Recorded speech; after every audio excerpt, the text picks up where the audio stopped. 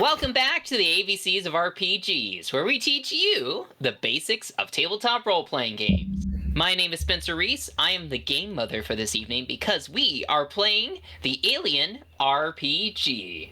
I'm, of course, joined by my players, Dalton.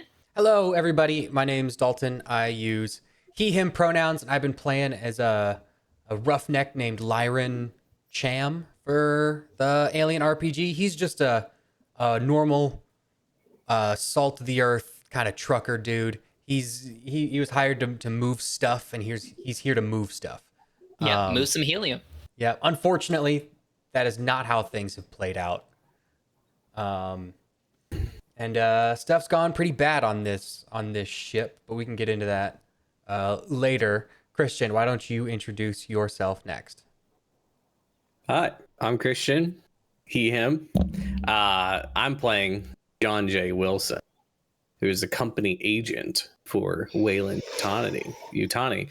Was kind of put with this crew to make sure that they did a great job and kind of evaluating them until we kind of came upon something much more lucrative for the company. It was the Cronus and what resides within here.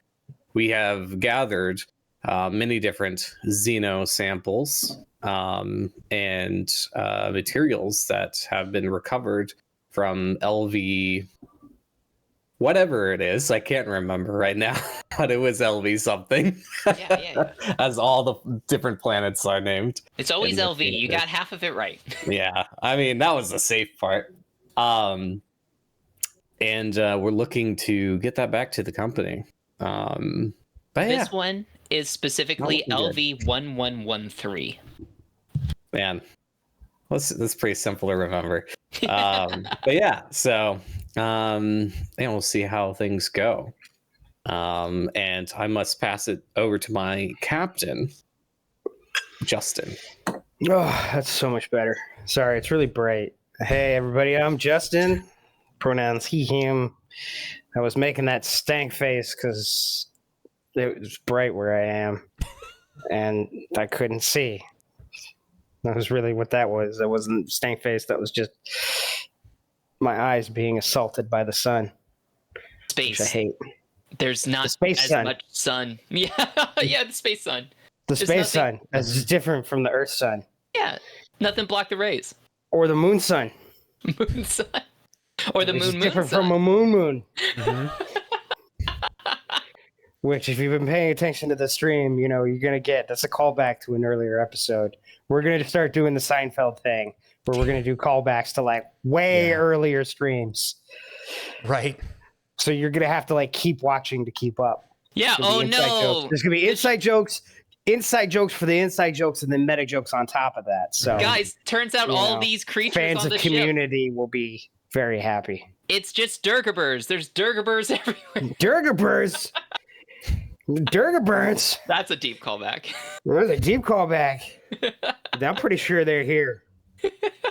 But anyways, yes, Justin, you're playing from the moon. Illustrious Captain Wilson, or sorry, Captain Miller. Mm-hmm. Came from the moon. I am the captain. Things are not going the way I planned. I had a nice little. We were gonna go take the thing, move the thing to the other place, and now my ship's been blown up. There's been 2 separate incidences where people's heads have exploded. Yeah. Twice, which doesn't sound like a lot, but is like, you know, really kind of a lot of times, you know. If I don't only have 2 nickels, but it's like a lot for the given instance. It's weird that it happened twice on the same ship. Yeah. You know, up until this point, I had gone my entire character's life with 0 head explosions. And 2 in like an hour. It's just a lot. So, I don't know why I sounded like Christopher Walken there. 2 head explosions in an hour. It's a lot. It's a lot. It's a lot. It's 2 head explosions. You got it. You're talking to my guy all wrong. So with that, Joe Dirt reference, which everyone should see 7 times. No more, no less. specific. 7. Mm-hmm. Well, thank you all for introducing yourselves. Speaking of callbacks and references, who would like to catch us up on what the hell's been happening so far? We've alluded to it a little bit, but what's going on right now? I can rewind all the way back to the beginning real fast. We were originally sent on a mission to go to some just random thing. It doesn't matter now because we were rerouted.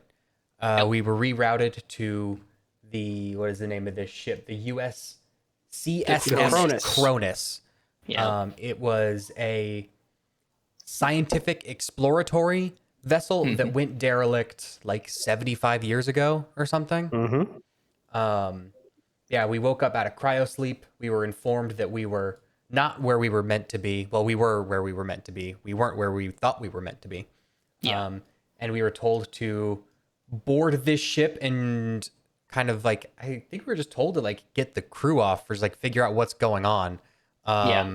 It was kind of like unclear mission parameters wise, especially for like a mover crew or whatever. But you know, Officer or Christian, what is your character's name? Wilson he talked to the computer. The AI said it was all on the up and up, and so we did what the computer demanded. We boarded the ship and very quickly realized that something was amiss because we got some dudes out of some cryopods and some unknown biological burst from that dude's chest, and I had to shoot it with like basically an oversized nail gun. Yep. And that's kind of where session 1 about left off, if anybody wants to take it from there. All right, yeah. So then we decided to that we were gonna get everybody off this med bay, then back onto the ship, and then our ship exploded. Yeah. For reasons that we're not 100% sure on. Mother said it was a cascade failure. Yeah, that's displacement drive malfunction. Mom talks a lot. I don't think Mom knows what she's talking about anymore. And so we decided that now that our ship's exploded, we have to get this ship up and running so we can get back to civilization. But to do that, we have to get the air filtration system up and running. And engines. Get the engines running. And the comma rays running. And so Dalton's character Cham is fixing the air filtration system, but also disturbed some suspect fungus that released many clouds of spores into the air. That's totally normal air scrubber fungus. That's in all the scrubbers. When was the last time you were in an air scrubber? What do you know about them? Like before the mission, I checked my own. That's my shit. I have to, inspect things, the captain stuff. Don't you question me. Also, Flynn the medic has been warning everybody about the fungus. Like, beware of the fungus. Yeah, he was like, "Hey, don't touch the fungus." Hey, I didn't touch the fungus. I didn't see the fungus. I know. No one's accusing you of doing so maliciously, but it happened. There was fungus touching. There was. I dispersed some fungus. The fungus got fingered. Yeah. So some moats in the ship, but yeah. So some spore molestation. And so that actually you're the only person who knows about that. We don't know about that. So far, yeah. Our characters are running around blissfully unaware, but we have our suits on, so that's cool. We're protected. Yeah, I mean, we have our suits on. Everybody else has definitely taken that vaccine they were supposed to take. That's totally normal. Oh, yeah. Doesn't do totally normal and you. Definitely prevents you from having any problems. Yeah. I can't believe Spencer's anti-vax. As clearly illustrated by the fact that everybody who seems to have taken the vaccine seems to be having issues. Possibly turning into xenomorph-like creatures. There's been some mutations. Yeah, so we are trying to turn the engines back on right now, I believe, is what my character and the rest of the crew is doing while Dalton is fixing the air system. Mm-hmm. Somebody else is in the bridge, and I think they're trying to get the comms system up and running. Yeah, there's Officer Johns. Officer Johns. Well, up Captain there. Johns, I should say. He was second in command, but now he's first in command. So he's like up there, kind of like working up there. Rye's also chilling with the comm station, just trying to like rest. She just got patched up by Flynn after getting shot in the crotch With a shotgun. With a shotgun. Not one of the worst things to get shot in the crotch with. So Second to bazooka. yeah.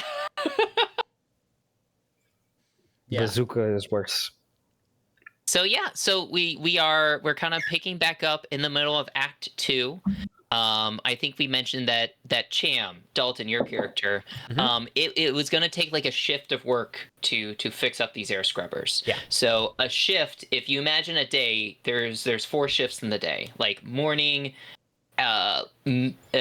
afternoon, evening, night. Yeah. I'm really glad that the union workers of the future fought for a 6-hour workday. Yeah, that's really workday. nice. I'm glad that things have improved. Yeah, it's 24/7, or sorry, it's 6/7 though. So it's every day of the week. But it is 6 hours. Yeah. But yeah, so I think if I remember correctly, you were able to stunt on your roll, which allows you to do a variety of different things, including reducing. One of the things is reduce the amount of time you want to spend on it. I want you to make the decision on what you wanted to do for that stunt, because it was a heavy machinery roll. But ultimately, that's kind of up to you. If you don't reduce half the time, it's going to take about 6 hours to do. So that gives a lot of time for everybody else to kind of do stuff on the ship. 3 hours still a good amount of time because we're in stealth mode, so that means we're taking turns about 10 to 15 minutes each. If everybody else is just gonna wait for Cham to finish up, that's perfectly fine. But if everybody else wants to start working on other things in the ship to kind of fix it up, you can do that as well. So, yeah, go ahead. I'm gonna be honest, Spencer. I think I want to pick the "you act quietly" option. Oh, sounds good. Instead of the half option, knowing that like there could be other stuff on the ship, and I'm alone in the scrubbers. Yeah. I don't want anything ambushing me. I would also argue that working quietly is also working like gently. So that could be like you see the fungal spores and you're like, well, I don't want to mess with that anymore, right? So sure. If you want to just hand me that, yeah. I don't think that's it. Well, yeah. So anyways, yeah. So you're working quietly. You want to make sure nothing else on the ship knows you're in those air scrubbers. Yes. Which is perfect. Great. So you're, yeah. No, so I would like to pick you break it permanently. It's an option. Wait. Oh. No. Don't do that. No. Don't worry. What could go wrong in this derelict ship? So that leaves, if you just to kind of remind you, so you guys would kind of know this generally too. It's an older ship, so you would know this kind of information. But I think Captain Johns let you guys know that the engines need to be brought back online. They need to have some external repairs done, which I believe engine pod 4 was the one that was damaged, which is in the bottom right of the ship. So that needs to have a spacewalk to do. And also the reactor control room has some like arrow flashes, like when they were like checking on it. So he recommended going and maybe cleaning out the reactor relay control room, which is on deck C and kind of the bottom right. If you guys see that, it's below like the coolant tank and such like that on deck C. So, and then lastly, the comm array, which also takes a spacewalk to do. That's like right above where the bridge is on the outside of the ship. So, if you guys kind of know where all that is. So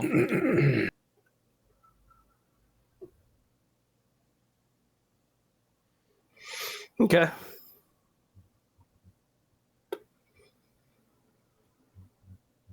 So let's see. Where are we all? You were there. I am.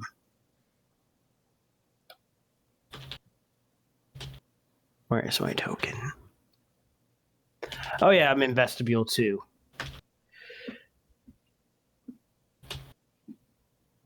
Did I find any extra air while I was in vestibule 2? yeah, let me look that up real quick. I thought we did. For I some can't remember if reason. we said or not. Da, da, da. All right, this is deck B. Sorry, I got to get to my thing. Okay. So vestibules B1. What's the armory? What's in here? These are the suits, right? So you inside of this other vestibule 2. Just to reiterate, the top portions of these are supposed to be like evacuation, like pods and such. All of them are empty, unfortunately. However, you already checked the armory down here. You're now kind of looking through here, and inside of here, you see, well, good. This is a good question. I forget if you have a flashlight or not. Justin, do you have like a flashlight or something to light up the area? Because as you open the closets to the south, it is like very dark. Like it seems to be like the lights are malfunctioning in here.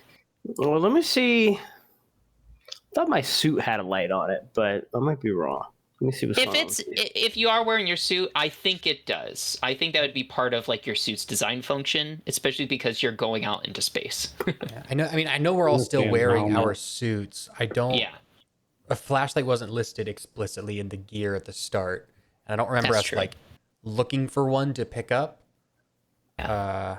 Gear. I feel like it would be a part of the helmet or the suit, though, right? yeah. We're wearing an IRC Mark 50 compression suit. Mm-hmm.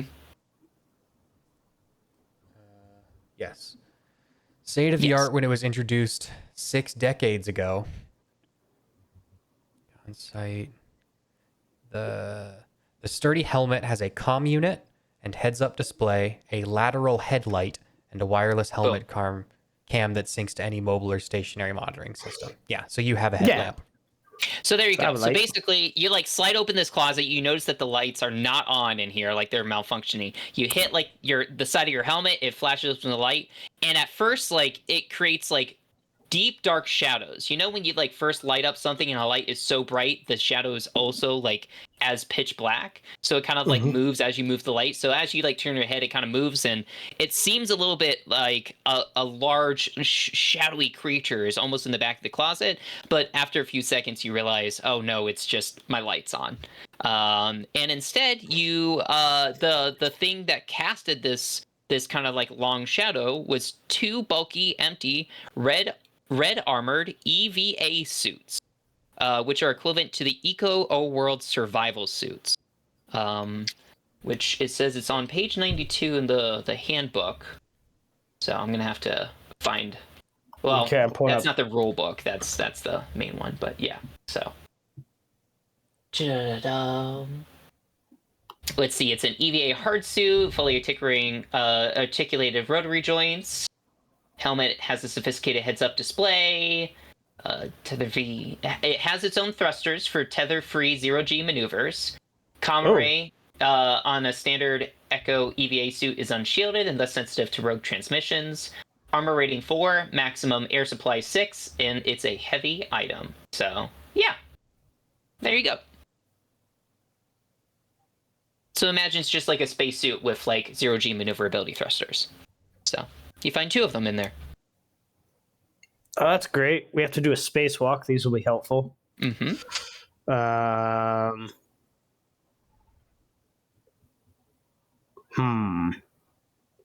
Do I want to change? I let everybody know that I found these things. Mm-hmm.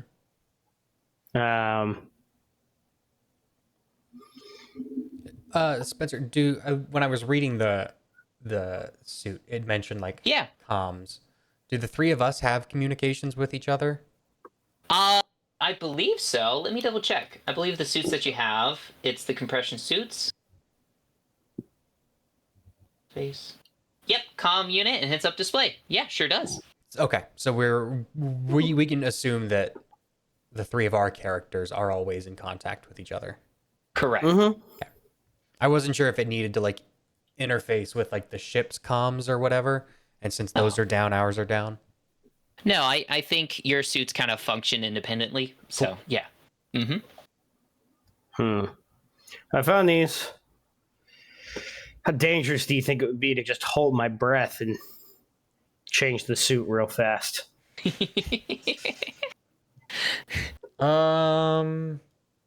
don't know if I'd risk it.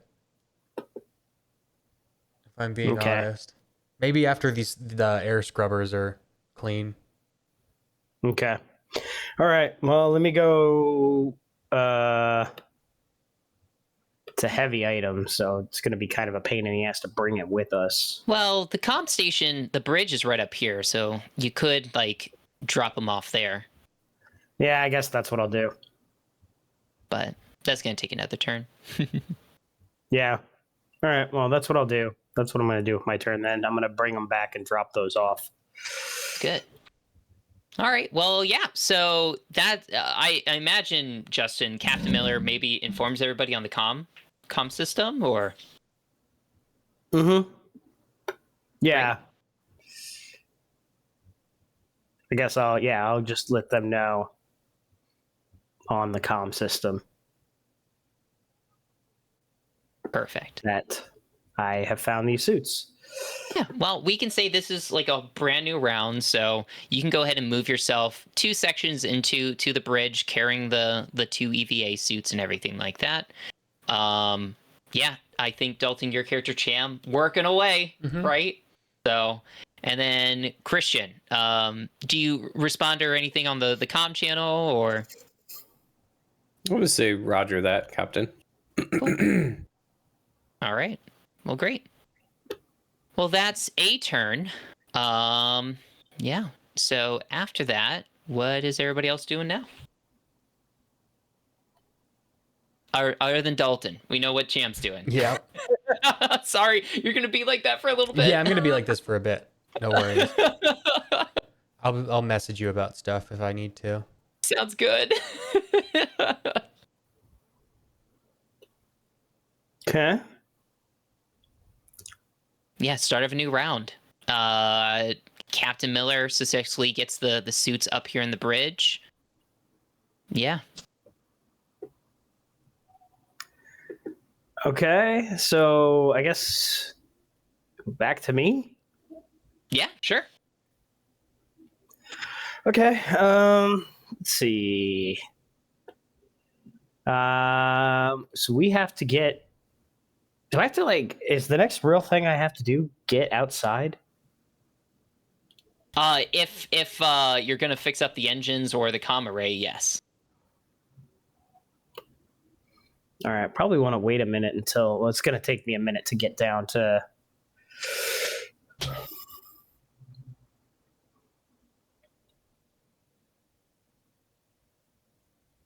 I guess the reactor's still good, right? They did say there was some warning lights that said that the reactor something's wrong with the reactor relay control. So Captain Johns recommended heading down that way. All right, I'm going to meet up with the rest of the group then. I'm probably going to assume that that's going to take my turn to get down that way. To get down here.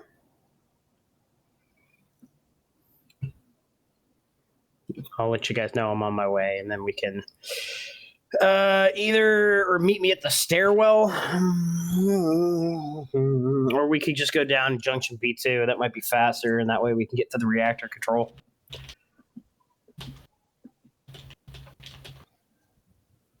Let's do that. Okay, cool. You start heading down that way. So let's see here. Okay, well, Why don't you go ahead? You're gonna make a roll for me, Justin. I am? Yeah. No, Uh, I don't. you Want to. are gonna make a observation roll for me, please. Okay.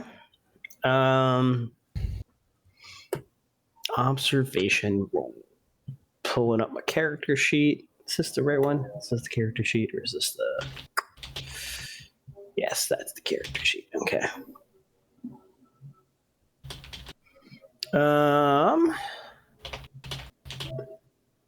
Observation. Hey, I actually have observation. Great.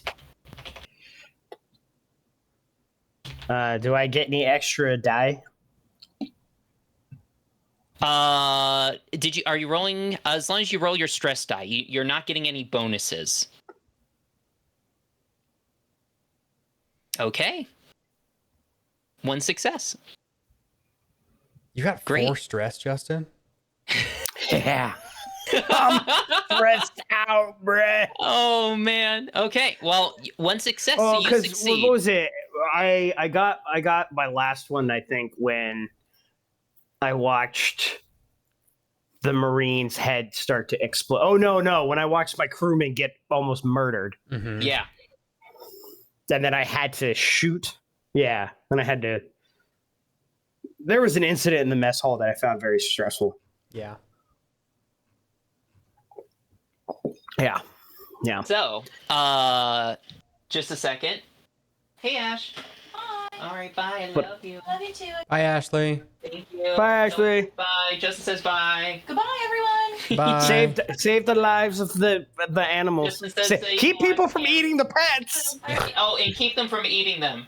I am working hard every day. We have a lot of Spanish speakers. No Haitian immigrants. What? Oh, that's There's good. 10. They're Are you like- sure? The internet told me there's tens of thousands of them flooding the country. Yeah, Yeah. And they're I'll- eating the pets. I'm gonna protect them. Don't worry. Sick. Oh, good. Oh, good. Cut that from the recording, please. Yeah, no, we won't put that in. We'll cut around that. Mark Okay. it. So, 35 Justin. minutes in or whatever. Yes. as your character moves into this hallway, the reason why I was having you do an observation roll is because if you notice, there are several people gathered in the corporate suite, including Clayton, Flynn, and your fellow co-worker Wilson.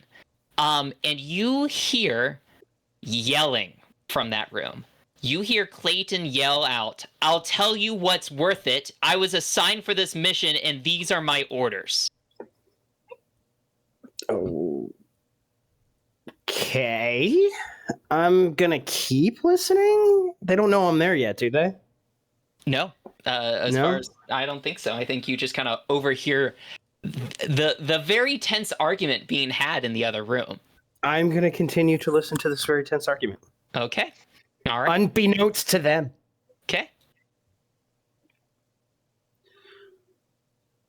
In yeah, response to that, Wilson kind of shouts back, "The only reason why you have an opportunity to live is because we saved you."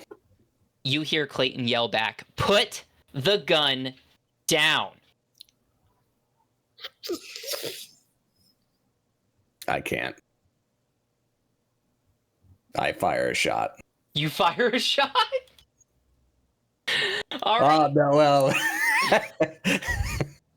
we're going to combat then. Okay. Well. boy. Well. All right. Oh boy. How the turntables. Dalton, I'm gonna remove Cham from the turn order. Is that okay? No, I wanna be in the turn order for all the cleaning I'm doing. Perfect. Okay, cool. Let me add Flynn. Let me add Clayton. No, I was. I was being facetious, right? You can remove me from the Yeah. turn order. Yeah. There we go. Okay, everybody roll a d10. Yeah.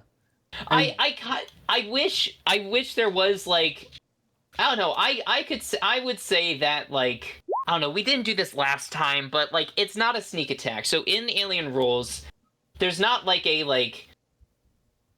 Well, there's ambush, but that's different. That's like laying in wait. So it seems to be when combat happens, y'all just draw cards. There's not like, because somebody took a attack first. Like clearly, Christian, you initiated you shot at Clayton first.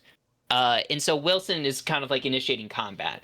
I feel like it should be that Wilson gets that shot off before everybody else goes. I mean, did Han shoot first? Or did Greedo shoot first? Like, Look, we all know that Han shot first. Let's not play games here. So I think by base rules, you're not supposed to get the shot off first. But I think I'll go ahead and allow it because rule of cool. I think you should get your shot off first. So let's go ahead. Everybody roll a d10. We'll put our initiative order numbers in, but then we'll resolve the shot of Wilson shooting at Clayton first. And then we'll continue turn order like normal. So I will roll for Clayton, which is a 2. So she's going pretty quick. I will roll for Flynn. 1, even quicker. Okay. All right. So Justin, did you roll for? Oh, I gotta roll my d10. I gotta roll my roll d10. And then Rye is not in this. We have Wilson, but we'll see what. Justin got a 4. Okay. Okay, not bad. So far, it's Flynn, then Clayton, Wilson, Christian, and Miller, Justin. So, Christian, go ahead and resolve your shot at Clayton. So, let's go to combat real quick, or let's double check this real quick. So, range combat. So, how this works is that for range combat, well, obviously you have a slow and fast action that you can do. I would say that you are at short range because you're in the same room, but you're not engaged. So I would say you're at short range. Mm-hmm. Let's see here. I know it's a contested roll, isn't it? I'm trying to double check. Sorry, it's been a moment since to get all this ready. Deep range combat. There we go. Agility. So. Oh, I don't think it's an opposed roll. I think you just roll your ranged combat and then see if you succeed or not. So yeah. Yeah. So you have a pistol. What's the pistol again? Is it the EVA pistol? Or no, service pistol. A3 service pistol is what I have written down here. So that, yeah, you have a +2 bonus. Its range is medium. Yeah. And it does 1 damage. Yeah, I hope she doesn't have a really good gun. She only has a service pistol too. Okay, good. Yeah. I mean, she's pointing it at you, so you can see that she has a service. They almost identical to what you have. All right, so we're gonna roll range combat. We're gonna add 2 there, I guess. Oh shit. Well. Uh-oh. A success and a failure. No, that's a panic. So you have to make a panic. Sorry, you have to make a panic roll to see if you panic. Oh boy, here we go. Where is that? In the character sheet, I think there's like I think if you just like click the stress level. Stress level? Yeah. It makes a panic roll. Okay. And well, keep it together. You're good. Do I increase it for that roll because I got the panic and then roll? No.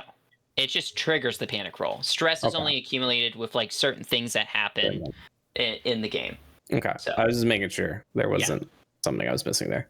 No, you only increase stress level with like a skill roll push, firing a burst of full auto, suffer 1 or more points of damage, go without sleep, food, or water, perform a coup de grace, which is kill another human.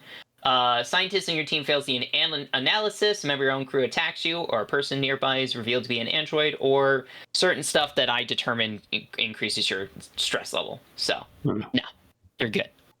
And you keep it together. Right. So you got 1 success. So you deal 1 damage.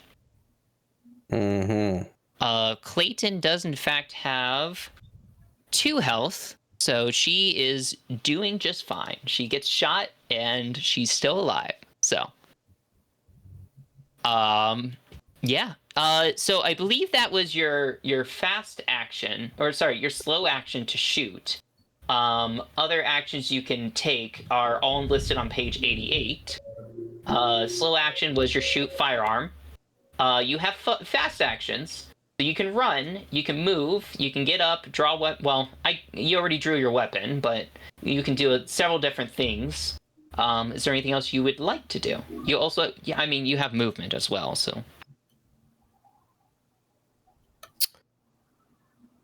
Can I seek cover? Let's see Is there here. cover in here? I don't know exactly how this room's made up. Seek cover, yeah. Yeah, there's plenty of stuff around and I everything. mean, there is the closet here, right? Yeah. Yeah. So yeah, you can definitely do that. You can like hop behind like a table. Sure, yeah. Yeah, flip the table up and Yeah, exactly. Like like super cool action movie style, right? Like you take a shot, you flip the table up, you kind of dive behind it. I forget exactly how cover works, but I think it gives you armor that you kind of get to engage with. So we can kind of resolve that. Yeah, I'll have to figure that out. If you're able to look that up, because next up I have to control some of these guys. So let's go ahead and move the next people. So, all right. So yeah, Flynn does not like this at all. He doesn't have a weapon, as far as I'm aware. So he is gonna run outside this room. He is taking the run action, which I'm trying to double check to see how far you can run when you are running. So let's see, that's probably under movement. So movement, if you're running, you spend a fast action to run from one zone to a neighboring zone between short and engaged range from an enemy in the same zone you're already in. So no roll required to run. So he just kind of runs. Let's see here. He can open a locked door or hatch with a fast action. So he runs to this door and he opens it. I believe he can convert his slow action to a fast action. Like he can combine that. I just don't think you can use a fast action as a slow action. Let's see here. Fast action is quicker, blah, blah, blah. Let's see. Or 2 fast actions, yeah. So you can do 2 fast actions instead of a slow and a fast. So he does 2 fast, he opens this door and runs out into this hallway zone. Probably staring at, runs into Captain Miller and goes, just like kind of freaks out and just starts running the other way, like this way. And that's Flynn's turn. And now it's Clayton's turn. So Clayton obviously is gonna fire right back at you, Christian. So looking at Clayton's stats, Clayton has her agility is 3, and range combat is 2. So she's gonna be rolling with 5 dice to try to hit you. Did you see were you able to find out what cover adds?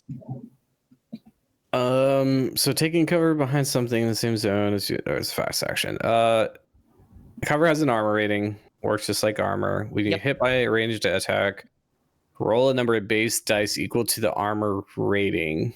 Yeah. So it just works like armor. So basically, if you succeed on, if you get a 6 on the armor dice, then you reduce the damage by 1 for each success. Okay. Yeah. What are the different types of cover? Does it list them?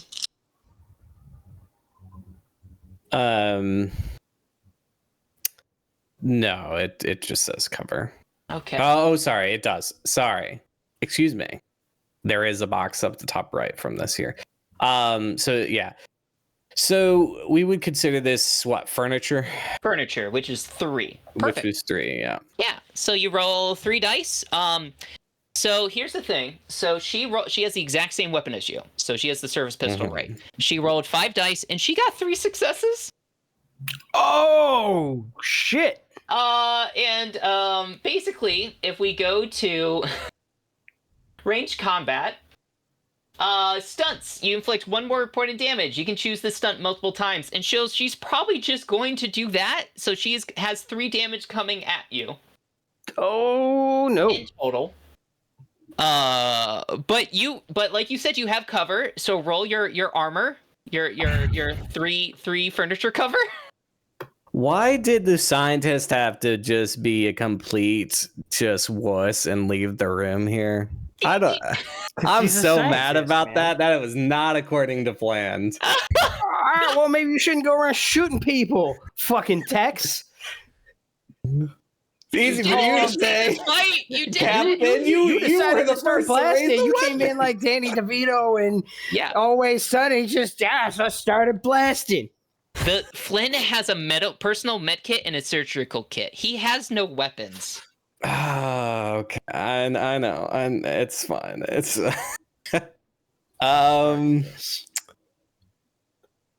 So when can I use a story point?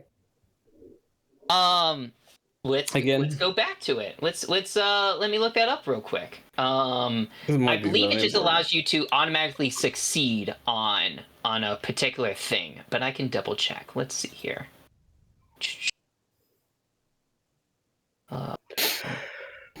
Let's see here. Story points.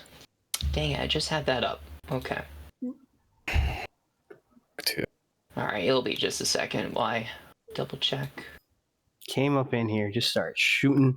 I'm over here listening to your conversation that went very south very quickly. You know, times are getting really it's rough up in here. All right. You making it rough on your student. Let's see here. Story point of share. See, use their story points. Okay, that just told me to give story points, not exactly. I think it's just 1 success. I don't think you can change anything else. I'm trying to find. Okay, so I can roll and then use it if I want. Yeah. All right. So 3d6 is here. Come on, hit me. Hey. Okay. Oh, so that's a 1. That's not good though. Well, that doesn't matter. This is just armor. So right? The only thing that matters is the fact that he got 2 fucking 6s. Oh. Okay. Yeah. We're good. So that'll eat 2 of the damage coming through, right? And yeah, that's right. I will take 1. Is that correct? Yes, you just take 1 damage. Okay. So I'm reading about story points right now. You're good. Oh, story points can be used to get bonus successes in dice rolls. And so basically, you can use it any time to just change 1 dice to a success, it seems like. Okay. So I if you wanted if you wanted to take no damage, you could convert the last one to a 6 and therefore negate all damage. But I mean, ultimately, if you want to save for later, you can. So. Yeah, I'm good now. I just wanted to make sure before I rolled, like I had to use it before or something. No, it seems like it's at any time. Yeah. Okay. So no, we're good here. So right. I took 1 damage from that attack. Perfect. Great. All right. Well, trying to think of what else she'll do as her slow action. She will also seek cover. But I think there's only like 1 desk, so this is like a chair. She like gets behind a chair. This kind of seeks cover. So she like goes into the corner of the room and kind of like gets behind cover. So that leads right back to you, Wilson. Wait, don't I get to go? Or you rolled 4. Yeah. Oh. So technically, Wilson got to go twice because I rolled a cooled it. So Man, what do I have to it? All right. So I yell out like, I don't want to do this, but you're making me do this. And then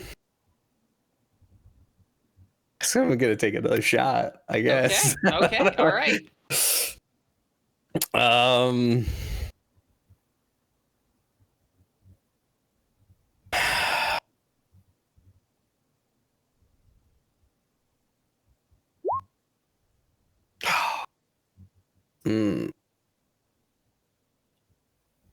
One success. I'm gonna change that to 2 successes. Use a story point. Okay. All right. Perfect. So that is 2 damage you're dealing to her? Yes. Perfect. All right. Well, she goes down. So that's interesting. Well, she has armor. You have to roll armor. She does have cover. Yeah. So let me go ahead and roll. Sorry, that's what I meant by that. No, you're good. You're good. That's a good point. Let me go ahead and roll her cover. So just don't roll 2 6s, please. She rolled 3 5s, which is nothing.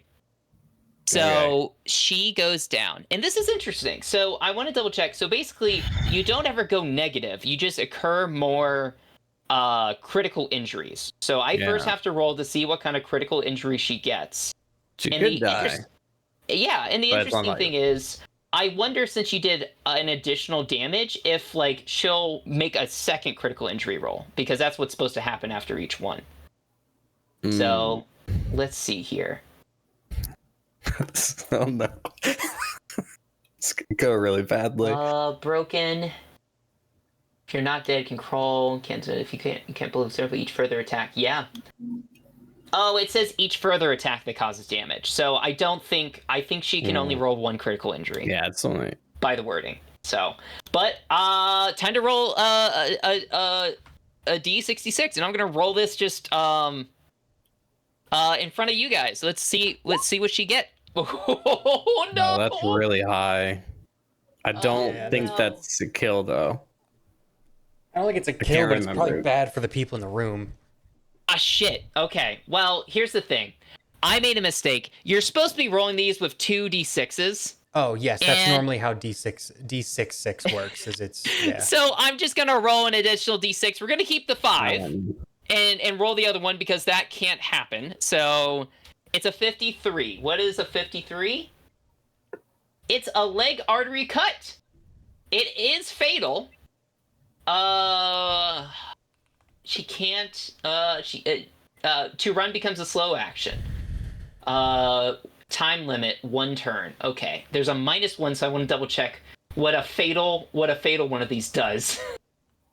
Okay, if you suffer a critical injury listed as fatal, you must make a death roll when the listed time runs out. A death roll is a roll for stamina, but you cannot push the roll, and you are not allowed to roll any stress die. If the death roll fails, you die. If you succeed, you linger around, but must make another death roll when the listed amount of time has passed again. So, she is making one every turn. So, but yeah, so she has a turn. She's not out yet, but that's what she's doing right now. So, yes. I think Dalton has something he wants to add. No, go ahead, I'm trying to trick the like I'm getting confused by how Discord chooses to mask certain things. Yeah. Oh, okay. Never mind that. Oh yeah, because your mic, the mic arm becomes visible when I put my arm like behind it. So it must be like trying to like determine what skin is. And like it doesn't view like this is skin. I don't know. Well, ignore me. I'm making my own fun while I'm trying to clean these air scrubbers. Yeah, and me looking up the rules for being fatal. So sorry about that. Anyways, so she has 1 turn. She has to make a death roll. Basically, has to make a death roll every turn until she's like stabilized. But I don't think anybody's here to do that. So, yeah, Wilson, that was your. I think that was your slow action to fire. Was there anything else you were doing, or did you use your slow action or your fast action to aim? No, I didn't aim. I didn't intend to. I'm going to, I guess, as my a fast action attempt to kind of like grapple her, or basically, in a sense, like not necessarily gonna put her in a chokehold after I just gave her, but like, I don't know what fast action this would be, but I want to essentially just secure the weapon that she had. Right? Sure. So I guess if you want to say that, because I'm kind of like grabbing a hold of her and like trying to get that away. That would If that say sounds fine. maybe like a grapple attack. I think that's what that would be. So Yeah, that's what I was thinking, but yeah. So that I think is That just is a close fast, combat right? roll. Roll for skill when you. So that would be strength close combat, I believe. Because yeah, stunting for close combat strength is you knock or pull a weapon or other object from your opponent. So that's what that would be.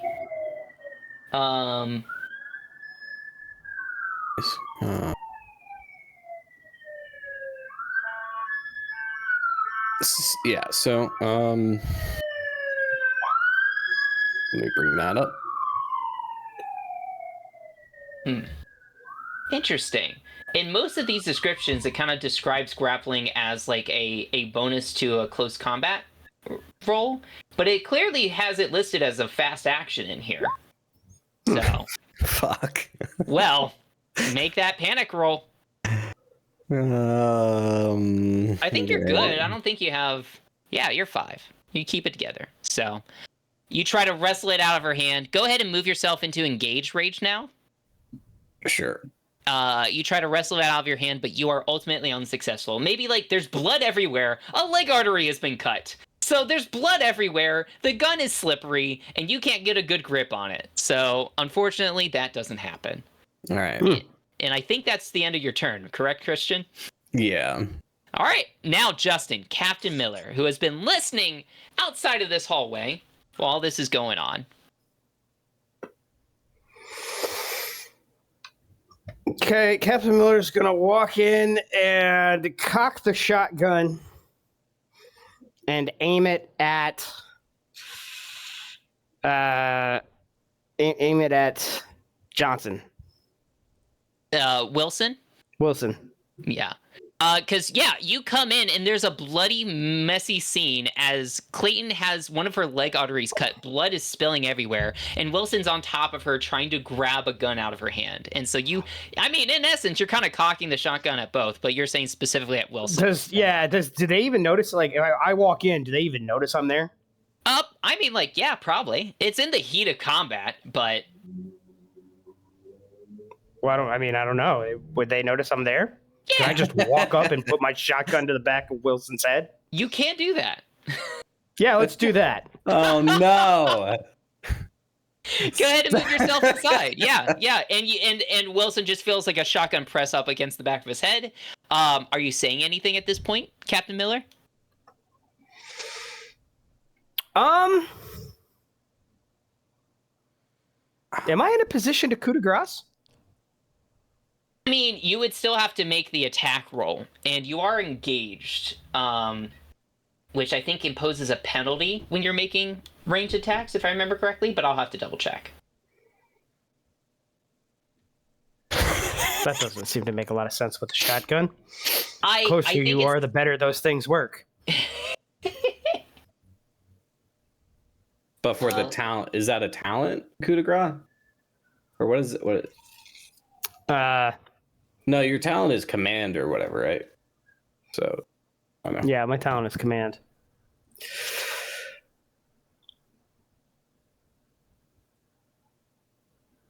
All right, so when talking about ranges, the maximum range category which the weapon can be used, that's the range. So like if your weapon max range is short, then it's short, like the shotgun. The farther away your target is, the harder it is to hit. At medium range, you get a -1 modification. At a long range, you get -2. At engaged range, you get -3 because it's hard to draw a bead on an opponent that close. You don't get this penalty if you fire at a defenseless or unwitting enemy. Instead, you get a +3 modification. So, I think Justin is referencing Yeah. like the coup de grace in like the damage section on page 99, Oh. where you kill a broken character since they're defenseless. And you okay. you Well, have he to is unwitting. You have to. So it says a broken I'd argue character that he's is unwitting. defenseless. I don't know if this Yeah. character is broken or not, Spencer. Does that apply? Nah, his character isn't broken. That doesn't apply. But I would say that it doesn't. There is no. This is an unwitting character since I got the drop on you. I don't think you necessarily got the drop. We're in turn order. You kind of like came into the room. There's been a struggle. I think an unwitting character would be like if you because there's sneak attacks, right? If you succeeded your sneak attack, that would be you could go into close range and then get that +3 modification. I will not be engaged. I will be at close range then. Sure. Yeah, sure. What were you saying, Dalton? I want to back up a couple steps because I thought this character was broken because they dropped to 0 health. Clayton. No, that character. Not Wilson. Yeah, not Wilson. Okay. You're talking about the dude running down the hallway. No. No, I'm talking about. Wilson's going up to Christian's character and putting a shotgun at the back of his head. I see. Yeah. I totally Christian, Clayton, the NPC, is the one bleeding out on the ground. Yeah. Okay. Yeah, so I am now at close range instead. Knowing that, can I retcon to be at close range? Yeah, I think and that not makes sense. engaged. Yeah, I think that makes sense. So yeah. Wilson, you have 3 seconds to save that person's life.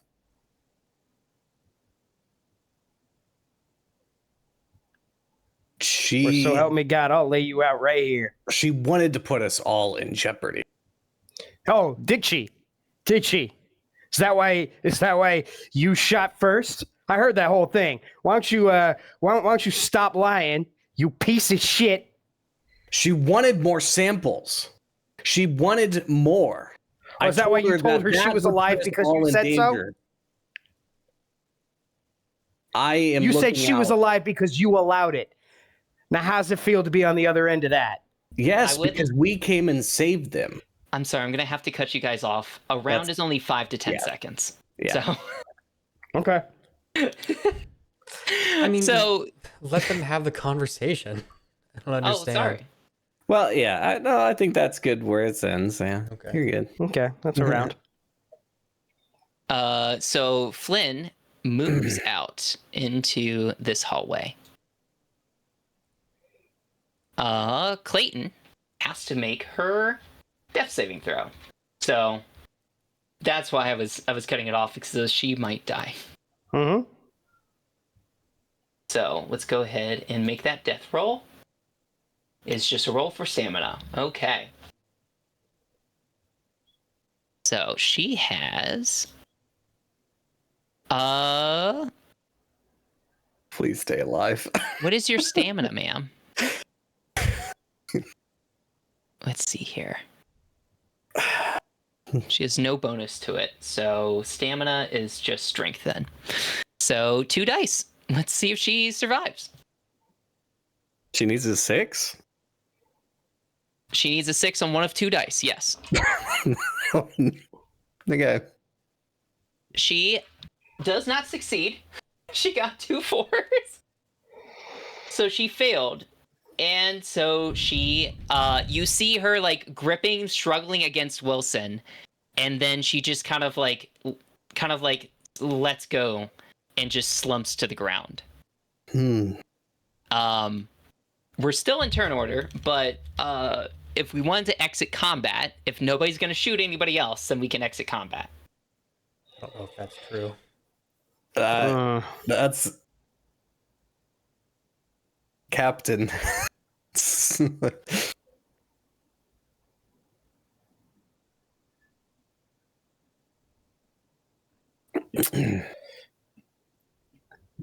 So now you're going around murdering people? Okay. Well, Trust me, it wasn't the best outcome. I agree. I'm gonna shoot him. but it was necessary. All right. Okay. I would like to think at this point, Cham has heard the gunshots going off. So we can have Cham enter into this rounds of combat. I heard him say, "You're alive at my pleasure," and then just start popping off and murdering people. This guy is clearly, he's keeping secrets. He's murdering people. No. You're too much of a liability. I'm done with you. Sky Law. I'm invoking Sky Law. Okay. All right. Well, with that, This is mutiny, and I'm shooting you. okay. All right. I'm trying to think of how to resolve this. If we should just re-roll initiative, or if we should just kind of continue where we're at to see who goes first. Where did the scientist go? He went He to ran the off. living area, and I made him invisible because he darted Okay. away. Yeah. Okay. Yeah. Gotcha. So, Yeah. but yeah. So, let's go ahead and re-roll initiative, and then Dalton. Yo. I would like to think that your character definitely heard these gunshots because one, you're pretty close by. I mean, I don't know if that's true since I had to like climb all the way to the like top of the air scrubbers or the bottom or whatever. That's true, and they are really loud. Like they're really loud. I mean, I'm pretty Yeah. isolated. Like I don't think I would know what's going on unless either of them opened up their comms and told me what was happening. Yeah, that's a fair point. Okay. Justin got a 5. Sorry. You just click on the D10 icon in the quick menu. Ooh, Sorry, it's roll one again. D10. Nah, it's one. I'm sorry. I rolled a D6. Right, it's D10. Yeah. My apologies. I'm so used to rolling D6s. All right. Well, so once again, back in turn order. We so Wilson rolled higher. So Wilson, I like to think that Captain Miller has busted in. Clayton has bled out on the floor, and you see Miller ready their shotgun and pointed at you. What are you doing in this moment?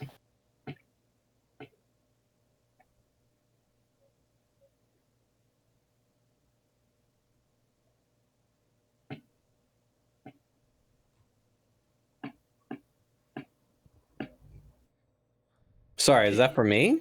Yes. Oh, I thought you were asking Dalton. I apologize. Oh no. I'm cleaning. I'm scrubbing away. It's scrubbing away. Grubbing away. I think Only one who's working is a hard this worker on this ship. point, like he's got it pointed at me. Like I'm raising my hand, saying, "I've got." What's the name for money in the alien universe? Is it credits? Is it dollars? It's money. It's money. think Money. They have money. They have regular money. Double Nice. dollars. Double Double dollars. dollars. Moon dollars. Moon bucks. dollars. Moon Got dollars. moon bucks. Moon bucks. Hey, I got a million moon bucks with your name on it. If you do not kill me, I have the interest in the safety of our team and of the company, and that's what has happened here. That's I mean, at that point, I still have the gun in my hand, but I'm raising my hands. Yeah. All right. So, I'm guessing that's your turn, right? You just hold up your gun. You say that, right? I'm gonna seek cover as well. You Behind cover, yeah. I'm not. You Just hide in behind the case. I don't. Captain chair. has already pulled a gun on me once, so You stop doing stuff that makes me want to shoot you. I'm still You keep bringing trying this to on protect yourself. myself, but I'm doing But, nothing over here but trying to captain my crew. it's behind that chair, so shooting you can people, obviously see I'm keeping not doing secrets. anything Yeah. Okay, weird. yeah. Now you're moving. You shuffle behind a chair. You hold your gun up. You say to Captain Miller, like, "Hey, I have $1 million. Please don't shoot me. I have the best company's best interests, right? That's yeah. And your guys's. I get. I don't want to kill you guys. Captain Miller. Justin.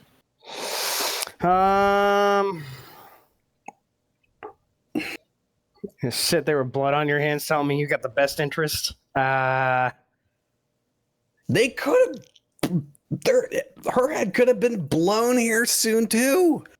That's just another thing I didn't mention, but Drop the gun. Drop it. Drop it right now, or I'll blow you away. I swear to God.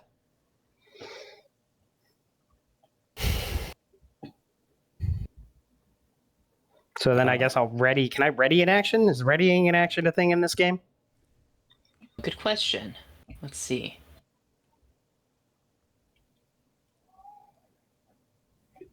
we can like do stuff like aim, right? You But can not aim. like Yeah. and that would still work for your next turn if you were to shoot. There's an Overwatch For position. sure. And Overwatch that- too, yeah. That functions a little bit different. Yeah. Like I'm pretty Overwatch sure is like it's if you like kind of take position, and if somebody moves, you shoot. I think. Yeah. So I'm going to take the Overwatch, and if he doesn't drop the gun, I'm going to shoot. Yeah. This means if you aim in a specific direction or ready to shoot, between the time you assume Overwatch and your time to act in the next round, you can fire your weapon against the target in the chosen direction. So there you go. Yep. Yeah. That. Perfect. All right, great. You do so. Yeah. So you do so. Oh my goodness. Okay, hold on. Something else is resolving. I was trying to do it in the background while you guys were doing this. Oh no. Fucking Xenomorph, like, just bursts through the door, kills everybody. Probably.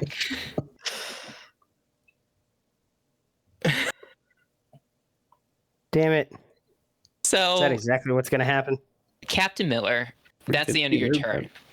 From this direction, you hear the very clear voice of Flynn the medic scream out in pain as his voice is then cut off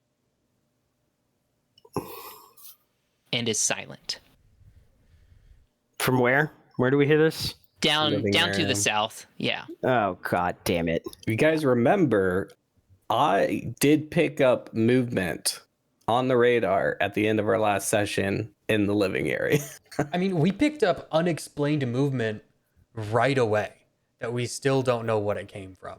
Remember? Yeah. Like it was walking across the hallway in front of Cryo, got in an elevator, and then just we've Right. never gotten that explained. Mm-hmm. Yep. And with that, we're gonna go back to Company Agent Wilson. I'm gonna be right back. My dog is making a big fuss out there, so I'm gonna take her out real quick. So.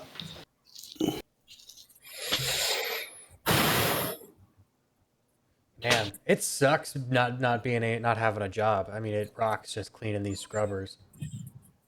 I'm glad that I don't have to deal with any of this intense fighting down there.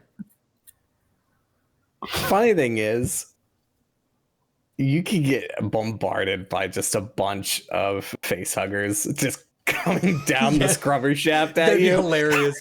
I just get That like sounds swarmed. yeah, right. Like that's why it's so scary. You're not safe anywhere. No, yeah. And I imagine if Um, either of you die, Spencer probably just like lets you guys take over Rye and say that Rye wakes up from her injury and we go from there. Oh, is she incapacitated right now? She's like like, recovering, like unconscious? she's stable, she's unconscious. I don't know. I mean, Yeah. in terms of just like keeping everyone playing the game, that's what I would do is just like let one of you guys take over her. Yeah. But that also like both of you would have to survive, which like question mark given there's something south. I don't know if I can call that south, but like down towards the living area. Oh yeah, so I can do persuade as a slow action. I mean, like right now, I think the only person left is the current acting command of the Cronus. The one guy who's Mm-hmm. still in the command station. He's the only one left alive that was on the ship, right? That we know of. Yeah. Well, yeah. We Well, don't wasn't there know like that the rest of the other scientists? Are they? Weren't they? Are they all dead in the med lab? I don't remember. Because I don't remember what's going on with the med lab. I don't Because there's see. people in the med lab. No, that's that's samples. Like remember they had like two face Oh, huggers yeah. like locked up and some other stuff like in the med lab. Those aren't people. Who's over here? That's the synth that's broken. Oh, Allegedly someone who's good with synth tech could repair it. no, that person is I don't know what role that bleeding is. out in the comm station. I think that's that's a Comtech role. Yeah, it's a Comtech role. Person with the highest Comtech, I think, was our ship's mechanic. Well, needless to say, I did not intend to start combat, but it felt what was right for the moment. Yeah. What was going on there? Were you already like messaging Spencer about Oh, yeah. stuff going on in the corporate suites, I'm guessing? We were still doing our intros, and I started messaging him. Okay. I kind of figured that's what happened. Like you guys had already been like Yeah. doing some amount of conversing before Justin's character came up and started listening. And it's funny because I actually didn't want her to die because that complicates things now. Mm-hmm. But Maybe we've learned our lesson about gun safety. yeah. Yeah, didn't you watch that episode of Always Sunny in Philadelphia where half the gang learns the lesson that guns just make things worse? Ooh. I don't know if I have. The gun episode of Always Sunny is so funny. I like two of them. I think it's Dennis and Dee at the beginning of the episode are pro gun control and are trying to prove that, and then Mac and Charlie are anti gun control. But by the end of the episode, they have switched positions. Gun fever. Yeah, and like the whole reason they were having this discussion is because Frank like invested in firearms and is like trying to get like the town of Philly like stressed out and aggravated about guns so people buy more guns. Great episode. It's an awesome episode. I mean, it's a I classic. know the classic, like, started blasting. Yes, I think it's from that episode. Yeah, it looks like it is. But what season is this? I've seen the first couple seasons of It's Always Sunny. I need to watch more. It's hilarious. It's one of the greats. Yeah, I don't remember what have season it is. It's like towards the middle. It's towards the middle of what was out a while ago. So maybe like in the first third at this point, Wait. like season 4, 5, or 6. Yeah, it looks like season 9, episode 2. Frank appears on TV advocating gun ownership. The rest of the gang takes a look at the ownership process and alternatives to find common ground. It's definitely that episode. Because he's on a news broadcast. Yeah. Frank is on a news broadcast. Charlie and Mac try to they get hired on as like school security guards or something. I think that's that episode. Very good episode. Classic Always Sunny. This aired in 2013. Yeah, Always Sunny has been on for a long time. It's so wild. For some reason I would have thought that was like season 9 was later, but season 1 was like 2004 or something. 2004. Yeah, that's crazy. Hey, so sorry. Oh, you're good. Dogs are fed and they went out, so hopefully they will give me peace for the rest of the session. So They won't. No. Okay. They won't. Did Justin? Oh, Justin back. Great. Perfect. Hey, everybody. Okay. So I think we left off with Wilson, Christian's character, right? So Yep. what's happening? Yeah, so Wilson's gonna like slowly come down, drop the weapon, and it doesn't seem like I need to do like a persuade slow action. Seems like I've already persuaded him to not kill me. And I don't think there are any other actions I want to use then. So yeah, I think Wilson's just gonna drop the weapon.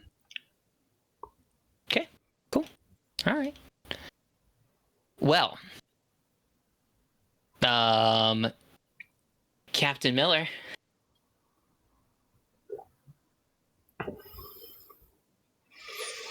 Captain Miller points, motions the shotgun toward the door and says, "Get going."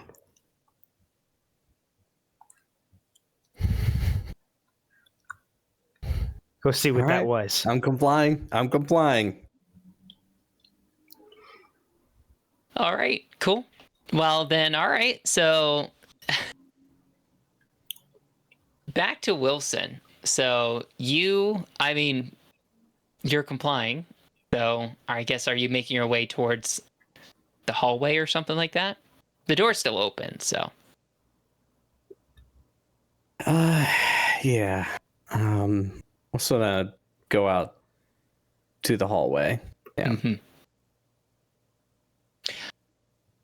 Cool, you do so.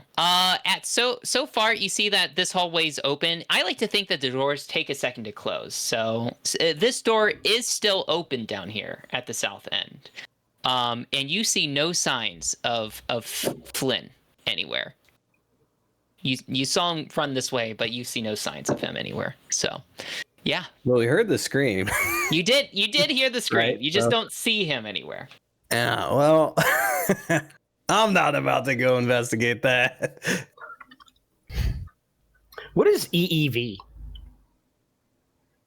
That's a good question. Nobody's told you about it yet.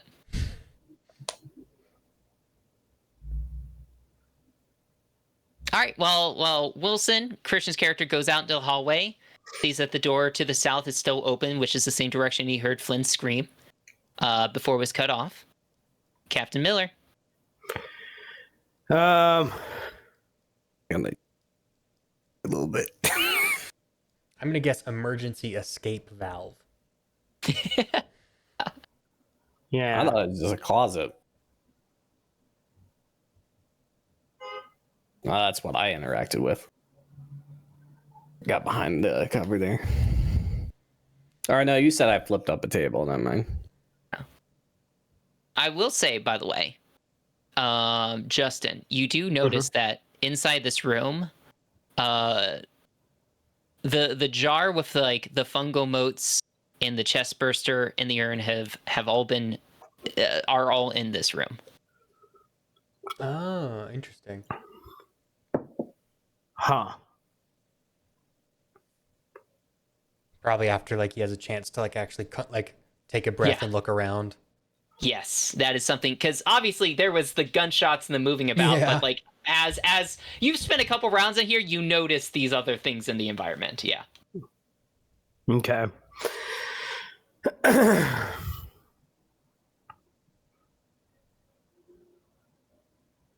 Can I go check out the EEV room?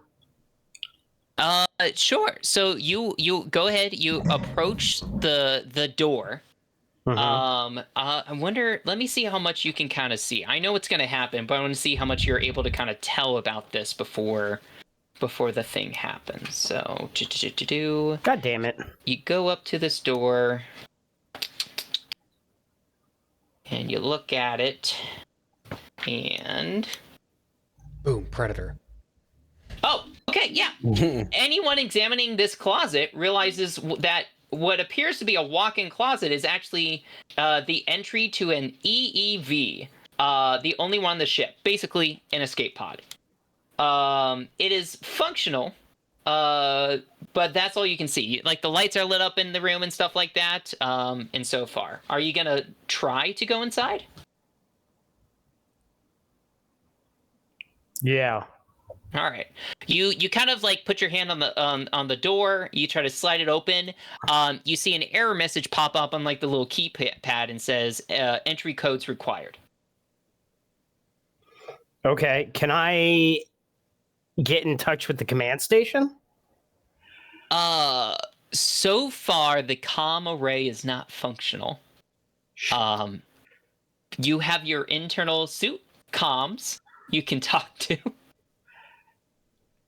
If I use the comms, does everybody hear? Everybody who's wearing the suit. So like you, Wilson, and Cham. And Davis and Rye. Oh, that's right. And Davis and Rye. So Both of those. Well, Davis probable corpse missed, and Rye is still unconscious. So, they How probably big is wouldn't, the? How many people does it look like the the escape pod could hold? This is like a one-person dealio. Looking inside, there seems to be 3 cryopods in it. Huh.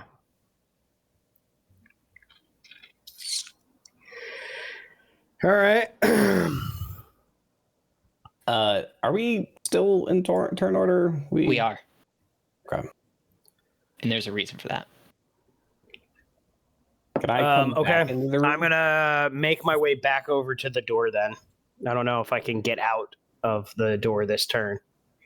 Or if I just can get up to the door. Your movement is...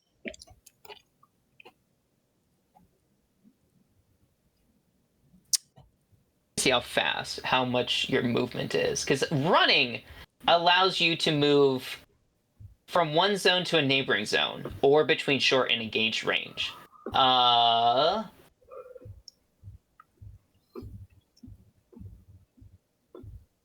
think regular movement just also allows you to move one area. Running is just kind of like doubling that, if that makes sense. Yeah, that makes sense. So I'd be able to go from like one side of the room to the other in one turn. Yeah. Yeah, so I can get back to the door. Okay. Well, that's where I am. I'm at the door. Mm-hmm. Well, so as before it gets back to Wilson, coming around the corner from down here, because that door is still open, at the end of the hallway. Well, first off, I do want to say this. Speaking of coup de grace, Christian, you did kill a person. Raw. Does your stress go up because of it? Whether or not you succeed at killing your target, you increase your stress level by 1. Yeah, it goes up. So make sure that goes up for you, first off. Secondly, at the end of this hallway, slinking around the corner, you first might see kind of like a large foot kind of step just into the doorway. And then after like a foot kind of steps down, you might see a little bit of a tail movement, and then peeking its head around, a smooth eyeless head that's elongated kind of peeks around this corner.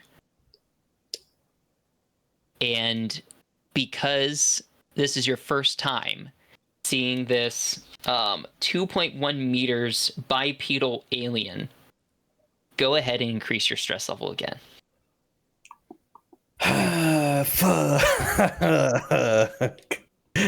I mean, if we want to pile on, I have a couple other suggestions for reasons why Christian should be gaining stress. Yeah, go ahead. So I mean, one, I do think like performing a coup de grace is like a specific action. I don't think Christian did that. So I don't know that he really should have gained a stress from that. But you are supposed to gain a stress anytime a member of your own crew attacks you. Mm-hmm. So there we go. So that's... Okay. Thank you, Dalton. That's a better way to put it. Okay. So turn order then. It's Christian's turn. Yes. Yes, it is. Let me go ahead and make sure I put this creature into the turn order now because I rolled earlier for them. So 0. What the heck? 2 of them. it goes twice. It's a special creature. It's a special boy. Remember how the bloodburster got to go? Yeah, they go twice. Yeah. So it just went, and now it's Wilson. Okay.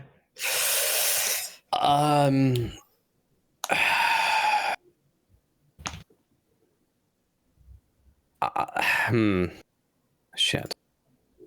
So what I want to do, because I'm very close to the door here. Yeah.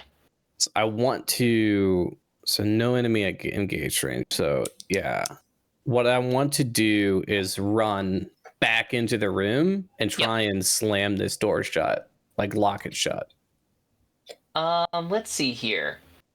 You can definitely run to the room and shut the door. Trying to think. In order to like lock it, I'm gonna say that's a Comtech roll because you're not using a a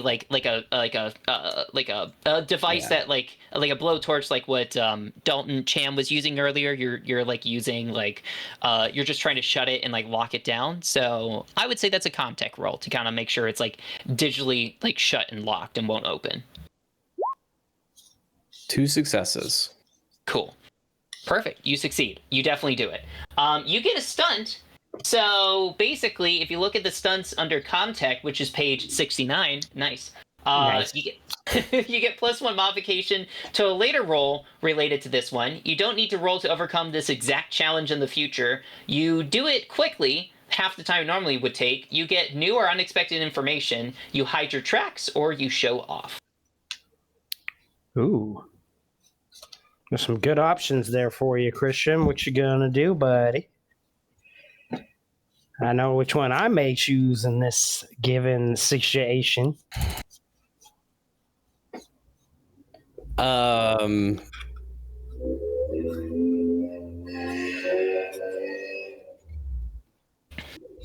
what should I do? You know, what one option I found interesting was Spencer said that you could hide your tracks, which, you know, may be real useful here. I don't know. Yeah, I don't know. I don't know if if locking it twice as fast as you normally would mean anything here. Yeah. I don't know. Showing off sounds pretty cool. You want to impress this alien you just met. Yeah, just flip them off as I run by. As you go in, like take that, you fucking son of a bitch. Yeah, that's the opposite of hiding your tracks. Oh wait, hold on. Can I ham in here? Get away from here, you bitch. Can I show? Yeah, no. I guess I could try and hide my tracks, or in an attempt to, I guess, like hope that the alien doesn't see me. I guess I don't know. Yeah. I think yes, that's what you do. You kind of do it kind of like stealthily, quietly, like you're able to kind of like enter the codes and to kind of basically shut the door and make it kind of quietly. I think this stunt also allows for like if somebody else could try to detect whether or not you like locked it this way or something like that, that would work. But I think in this scenario, it would still work in that scenario that basically you're able to get in and you're able to just hit it so quickly and so like quietly, like there was no like error code or something that set off or anything like that. So the door shuts, it locks, you're now in this room. So yeah. And I believe that would probably be interacting with the door. That was probably like your movement and fast action. So I think you're good, right? Yeah. Yeah.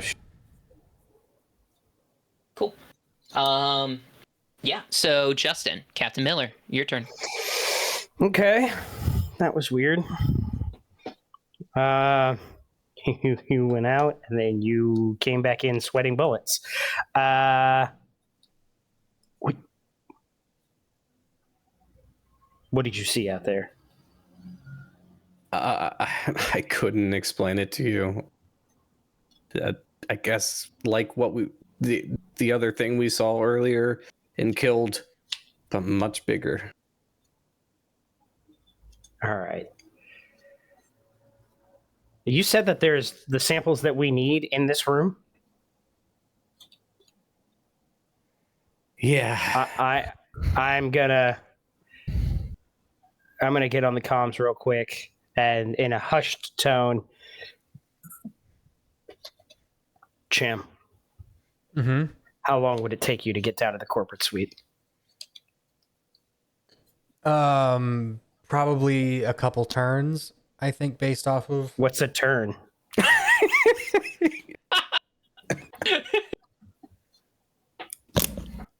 Look, I don't know how long turns are. 5 to 10 minutes. So yeah. It's mechanical speak. Yeah, it'll like take me 20 like 20 minutes.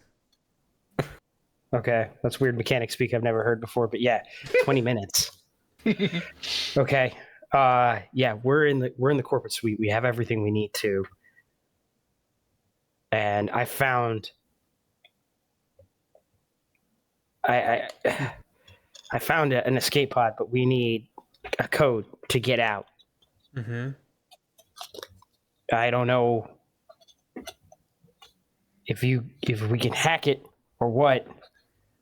Maybe Wilson knows. Wilson, do you know the code? Did Mother give you the code for this thing? No, but Clayton did open the safe with this. I'm pretty sure what was in it was like a device, right? I'll reread what was in the safe. So like yeah, there is a safe built into the wall, and it contains a modular computing device. There is one you see in here as well. $1 billion worth of rare cash bills.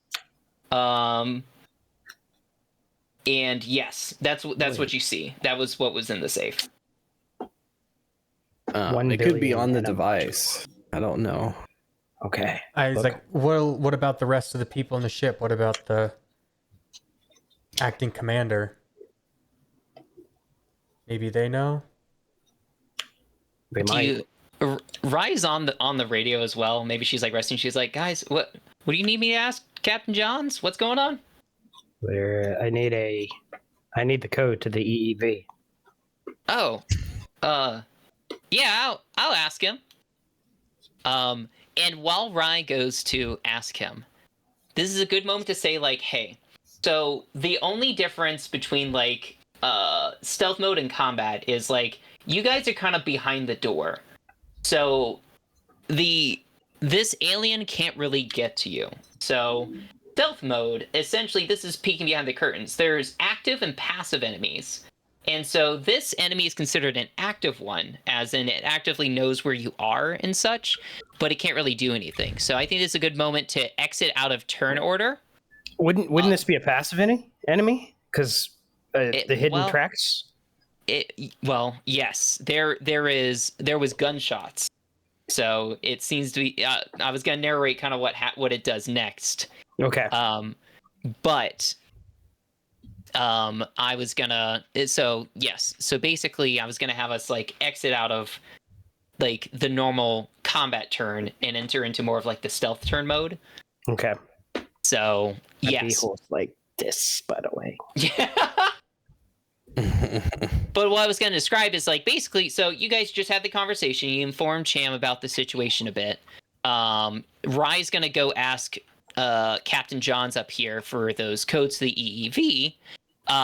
But what both Wilson and Captain Miller notice is that they do hear some thunking as footsteps come down this corridor.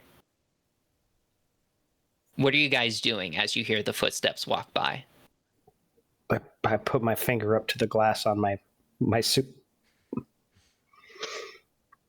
and I kind of like lean back against the door. Yeah. To try and like, I don't know if there's like a little window on the door or whatever, but it probably is. Yeah. Like that's what I imagine is like most of the doors have like a little window. Yeah. Yeah. And I like lean back against the window with my gun ready, and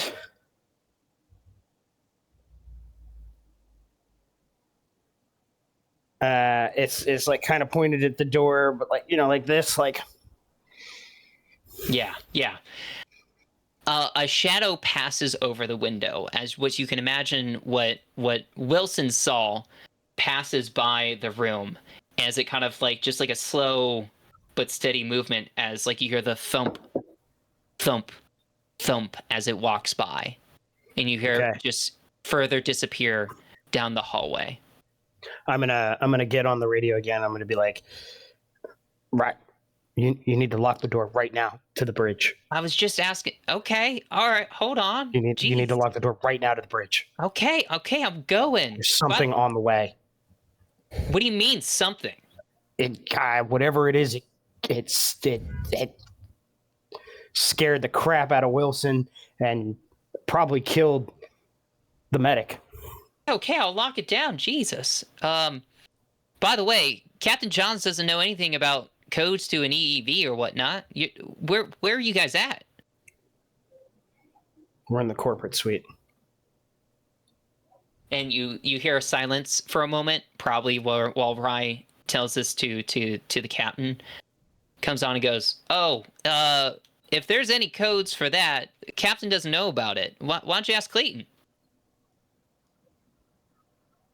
Why don't Clayton's we ask Clayton? Clayton's dead.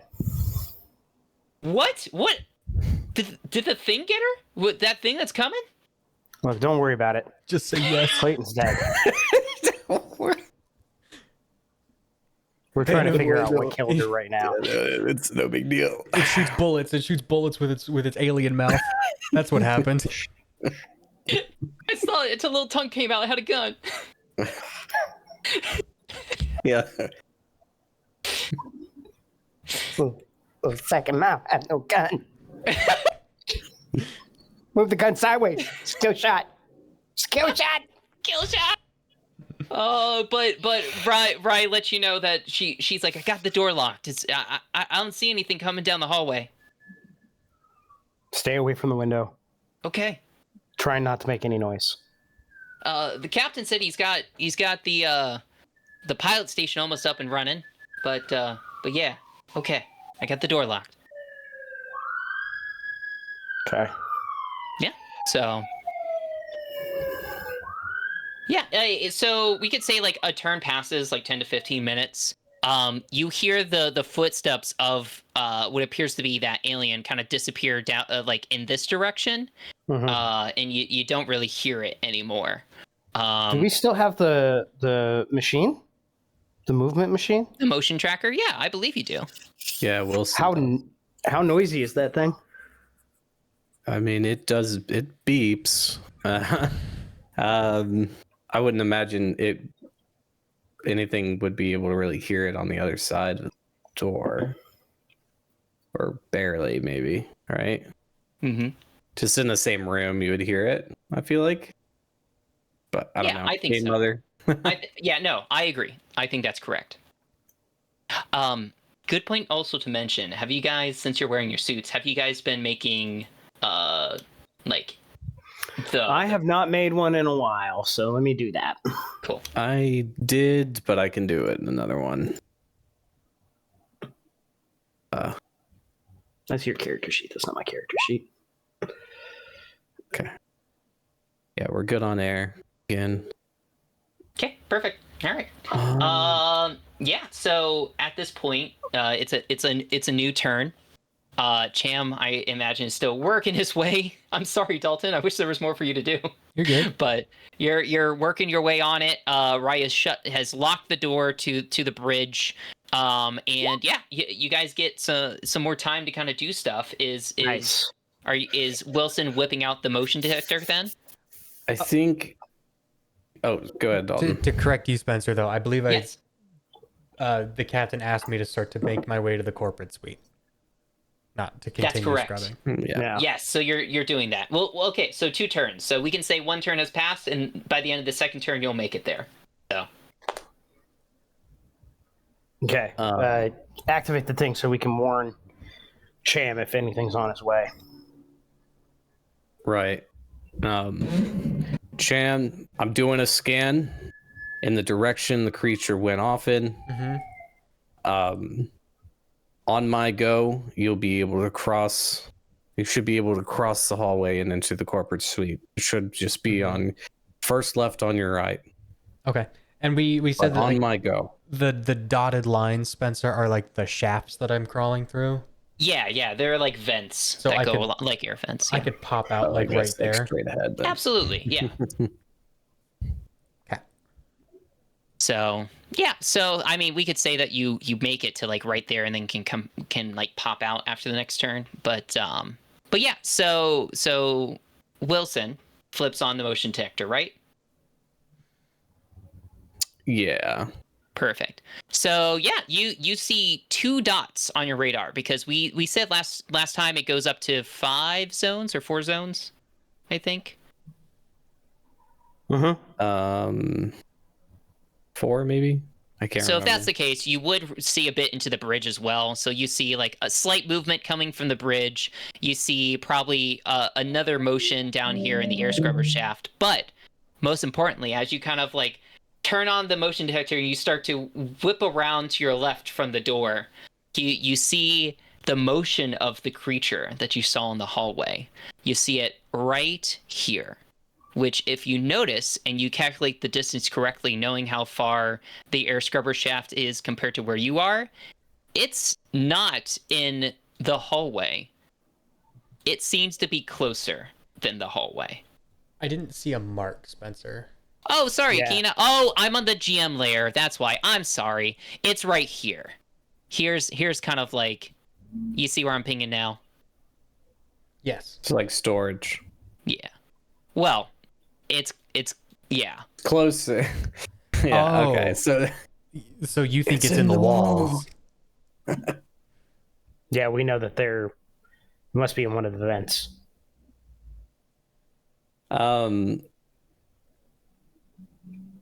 I mean, I guess we could make logical conclusion at this point as characters, right? Mhm. That it could be, yeah. Yeah, you've used the device enough Okay. to calculate distance, and you saw the layout of the ship. You know that there's vents all over the place, so I would say you Sure, were able to know okay. that for sure. What are these little like squares? Is that The little entry dots? points? Yeah. Those actually denote how, like, zones. So you know how zones are just like sections of the room. For Okay, so you this guys? is the start. So right here is the start of a zone that is Yep. this like section. Yeah, it's another Okay. zone. Yeah, exactly. So that's So how the ping how came much from movement. here, right? Yep. That's how Okay. he can calculate movement basically for the Xenos. Yeah. All right. Mhm. And you do see it move. So it starts right here, and it moves like shall we say 2 zones, right? Like 1 zone, 2 zones. Spencer, It's like, You're back you on must the be back GM in the layer. GM. God damn it! I'm sorry. Yeah, there's that, and then it moves here, and then here. I'm sorry, guys, but yeah. So it moves from like the north of you guys to the west, if that makes sense. Do Okay. Miller or Wilson see like venting that opens up into the corporate suite anywhere in the room? Definitely, yeah. Shit. But it's over here now. Where Yeah. do we know where the vent? I mean, is it? Do we know where these vents are? Yeah, like there's vents, I would imagine, to each room, because air circulation has to get to each room. So Mhm. Are they big enough for an alien to fit through? yes. What? That's nonsense. No HVAC is big enough for a person to fit through. It's nonsense. But yeah, so like yeah, you see it on the sensor kind of move over in this direction. Anything else you guys are doing? Christian, don't forget to roll for power if you haven't already. Oh, sorry. No, you're good. I did air. Ooh,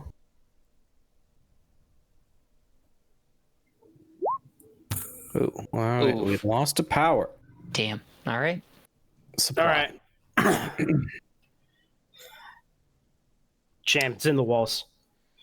That's where I'm at. I better get out. Yeah, we may want to just run for it and try and get to the bridge. Run to the bridge. Yeah, I mean, we can't get into the escape pod right now without those codes. Mm-hmm. The person most likely to know the codes is dead. Mm-hmm. And did you check on their persons for any like ID or notebook or anything? Oh, good call. Can I search? You absolutely can. Yeah. Yeah, we have the device too. That, I mean, really in a hushed tone, though. I guess. Really, To investigate Clayton, it's gonna take a full turn to do that. Just to let you know. Okay. I'm gonna keep the gun trained on the closest vent to where we saw the alien was. And Wilson, fix your mistake. Roger. Check their pockets, see if you can find a code. Well, if you're checking her, should I not check the? There is this device. You're checking her. I'm making sure this thing doesn't pop in and kill us instantly. All right. It sounded like Wilson said something about a device. What's this device you're talking about? It came from the safe.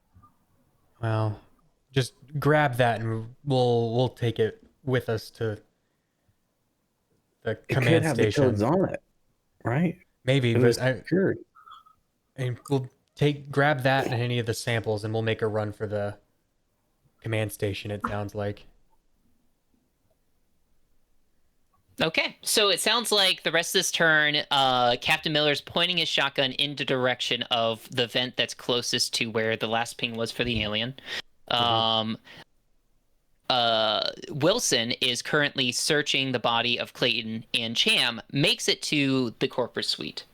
Whether or not you want to be in the hallway outside of it or inside the room, I'll let you decide that, of course, Dalton. But I think we'll say like I made it to like I'm like right on the.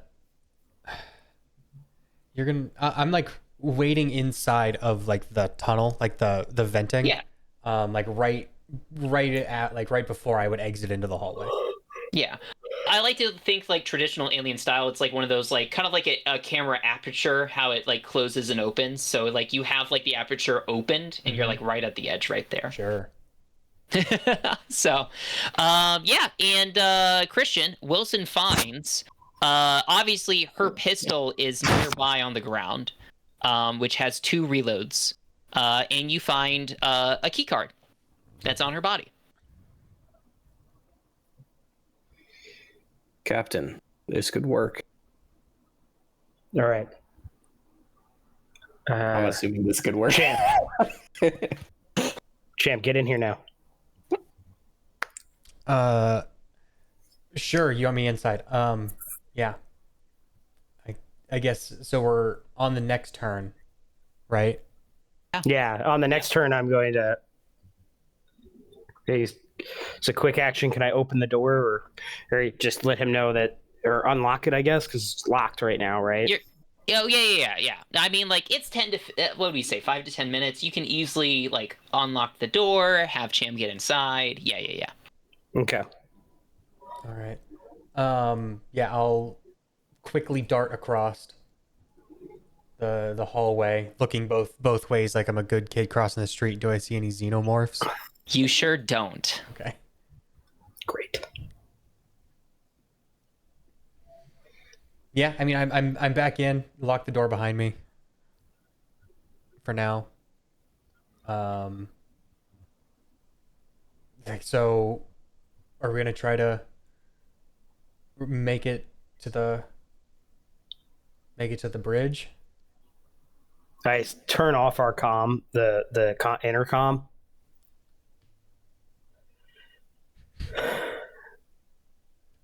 There's 3 seats. One way or another, 2 of us are going to have to get left behind. Now,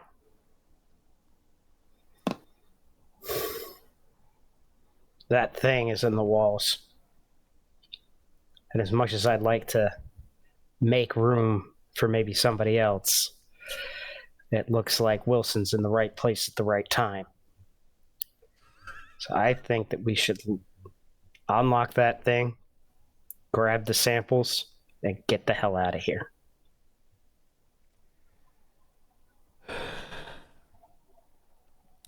Yeah, I mean, if I heard Wilson maybe found a key card, did that work to open the EEV? I don't know. I'm gonna try right now, but whatever we do, we need to do it as quietly as possible. Well, yeah, let's go quiet. Try it.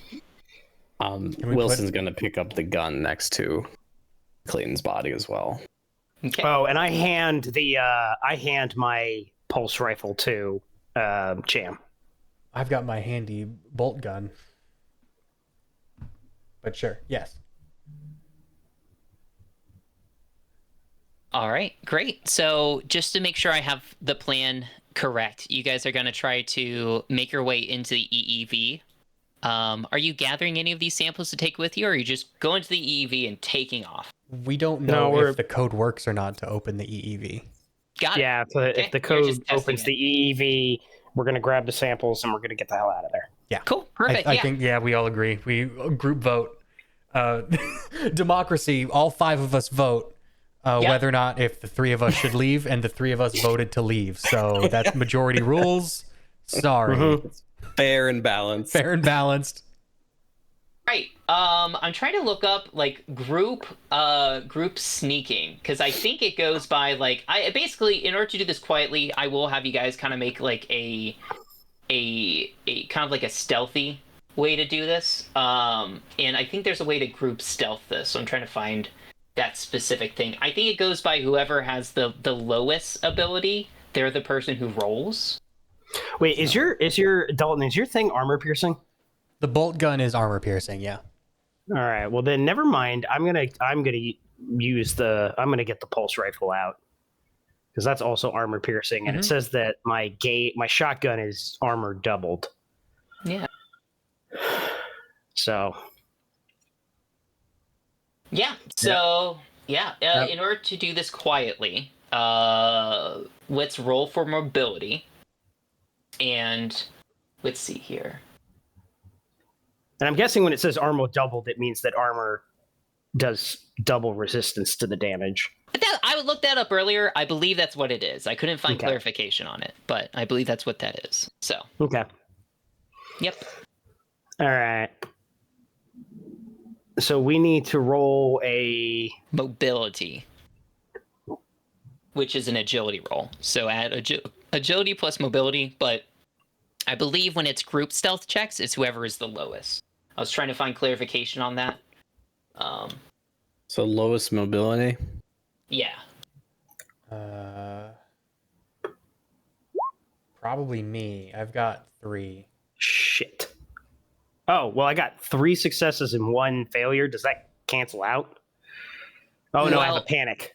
Supposed to be, it's just one person rolling, and it's whoever has the lowest mobility. Oh, I have really good mobility. Yeah. So probably not me. 2.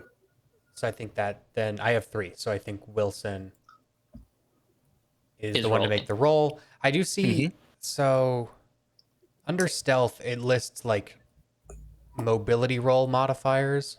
Yeah. I think this would be short since it's the same zone. Yeah. But it also says -1. And I feel That's because our compression suits take away 1 agility. Are you looking under ambushes and sneak attacks? I'm on page 86. I'm in the stealth mode section. But like to me, -1 is bad because that would subtract It would. A die. a die. Yeah. Oh, Yeah, so no. It's when the you click- distance. It's the distance between you and the thing. Oh. It's the distance between you and the thing. I would argue it's a +2 behind open door / hatch. Okay. Yep. So add +2 to the roll. So I believe it's you roll. You add 2 extra dice, Christian, to your pool. your But we agility. are getting a -1 because of the suits, right? Yeah, the compression should be. suits subtract 1 die from your agility pool, so you just add Mhm. 1. Okay. Uh, I think this is okay. Well, we had a success. Fucking And, I- and one panic. you got a lot of panic also- dice. You got free panic dice. I'm keeping it together. Clutch. All right. Clutch. I mean, so does. I have 3 now, so. mm, mm. All right, Spencer. Yeah, Does So- the key card work? it does. Boom. You're able, and I was gonna say this is because playing with the rules of the game. This is gonna affect like the entire turn of you guys being stealthy. Because you guys are able to go over, you scan the key card, the door opens, like welcome welcome company agent Clayton, and then the door opens, right? And so you guys are able to get into the EEV, everything kind of lights up. And if you wanted to do anything else this turn, you still have a good amount of time. What else would you like to do? We're gonna grab the samples. Yeah, I think Cool. we just grab everything we can, hop including in. the what was it, $1 billion in various unmarked bills. Correct. Yeah. Yep. So we're gonna have 333 million each in these moon bearer bonds. Yep. Okay. Well, if this Uh, works, Stop laughing. we'll see. He's smirking over here, and I don't like No, I that. don't like it at all.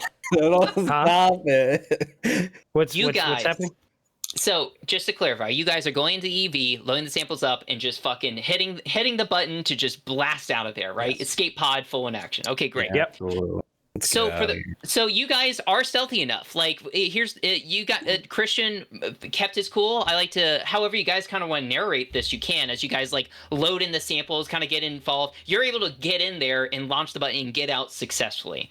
I don't know if like the panic roll is like Wilson like about to drop a sample and then Captain Miller like catches it in the air and kind of just stares at Wilson as he's like jumping things or something like that. But you guys are able to get into the EEV and just blast off, leaving behind the scared off Captain Johns and the very hurt Rye the Roughneck as part of your original crew. With unknown of what happened to the medic Flynn and a very, very bad alien that was very tall and slinking about. I think I know what happened to the medic. No, the medic and our old pilot, they went for coffee on an adjacent moon. Justin, it's funny you mentioned that. The EEV blasts off. And I like to think similar to like your like windows, like it has like a small viewport. It's not a ship. It is an escape pod, right? So it has like a small viewport, and you're able to kind of see as you kind of blast off. You do see that in space, flying towards the Cronus, is in fact the Daisy tow vehicle that was inside of your ship, the Montero, which was like a flat thing that was used to like lift and carry helium and stuff. It is in fact flying towards the Cronus as you guys blast away. So you guys start blasting away. This is the end of Act 2. So we're gonna go through all the agendas. I'm gonna give you your last agenda for Act 3 real quick, and then we'll kind of continue on. So let me go through that real quick and double check all of your agendas. Let me look. What do you mean it's only the end of Act 2? Didn't we survive and that's the end of the movie? Yeah, we win. Nah. Credits roll. No, we probably fucked up. It's probably on the escape vehicle with us, and we're gonna all die. Cam, you did not follow your agenda. Sure, I might argue. Wait a second. Hold on. Let me double check. Oh no! Wait. I'm sorry. You definitely did. I was looking at Rye's agenda. My bad. The other Roughneck. Yeah. No, you did. You definitely did. You're good. So you get a story point. Justin, Captain Miller. Da da da da da. Yep. You. I think I did. Yeah, you definitely did. You definitely did. You definitely did at the end there. You pulled it out. Wilson. I made a very tough call. You but did, followed my agenda. Oh man. It was we have to get the thing for the Okay. dudes Christian, and get the payday. The last two lines, you did not follow that at all. I mean, you did not. That's the Montero crew, not the Cronus crew. Okay. Oh, by a technicality, I guess I'll award you a story. Well, hold on, you left Rye. What the fuck? What about Rye? You did leave Rye. I mean, You left Rye. okay, that's fair. Okay, that's fair. I won't take. You definitely don't. Okay, let me give you. Here's the thing, guys. I'm gonna give you guys your Act 3 agendas. I'm not sure how applicable this will be because you kind of did vary off the beaten, the well laid story for it. So let's see how this kind of. Let's see how this kind of. We managed to derail the All right, pre-written Dalton. story. Hold on. Let me get all of your stuff. Yeah, I mean, that seems like a failure of the story writing. Like, don't put in a fully functioning escape pod. And then be like, oh, Don't use it. don't use this. Don't use this thing that will accomplish what you were supposed to do. You got to go through the story. No, not like that though. All right, Justin, here comes Captain Miller's Act 3 agenda. All right, you should be able to see that now. Ah, yes. And Christian, let me give you yours. Okay. Yeah, because my Act 2 agenda, definitely I got it at the end. Yep. Because Okay. we remembered to take the money. So you guys, I don't have a map for this. I'm sorry. I don't have an EEV map, so we'll have to play this theater of the mind. But I mean, but we're in the end game. It's like one room, right? Like, it's not very Yeah. big. It's not big at all. We could even play it within the EEV like zone and just say like, "Oh, you're blasting off." So okay, so you're in this EV. You slowly get further and further away from the Cronus, flying off. As you kind of like start to kind of like get everything aboard and kind of check things in, one of the main things you notice about this EEV is that it is not faster than light capable. It is literally just an escape pod. So you are separated out from everyone else, and you can probably imagine the best thing you can do at this point is hop into the cryo beds and put yourself to sleep and just wait for somebody else to come along and pick you up. At this point in time, let me read this. Wonder if I can say this better. Hold on, let me read this real quick. Stuff all the cash into my jumpsuit and zip it up. My question is if there's any electronics, like a main, like what would you say, like not command station, but like, you know, kind of any way that we can like broadcast our location.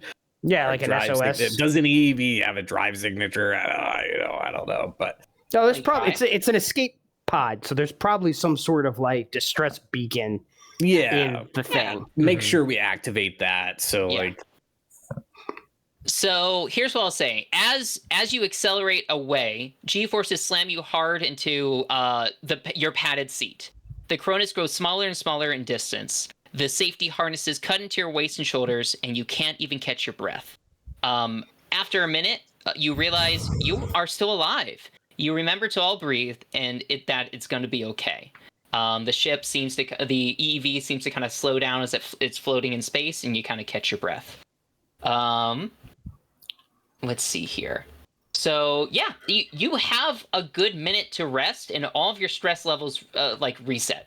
Like you successfully get out of there, stress level goes down, you're A-okay.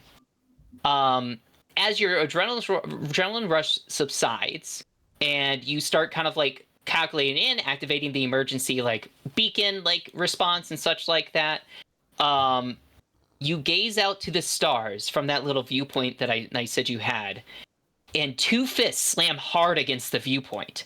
Instead of the cosmos, you stare into the eyes of a monster.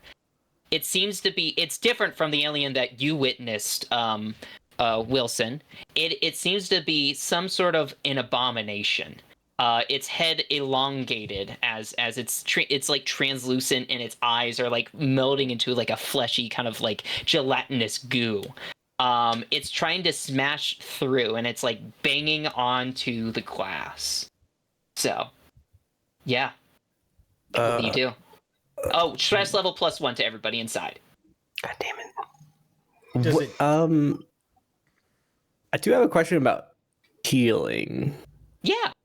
I guess I'm not clear. I see, like, if you have a critical injury, I know that like there's like you can do care and stuff like that. But like I don't have a critical injury, but I took damage during that combat.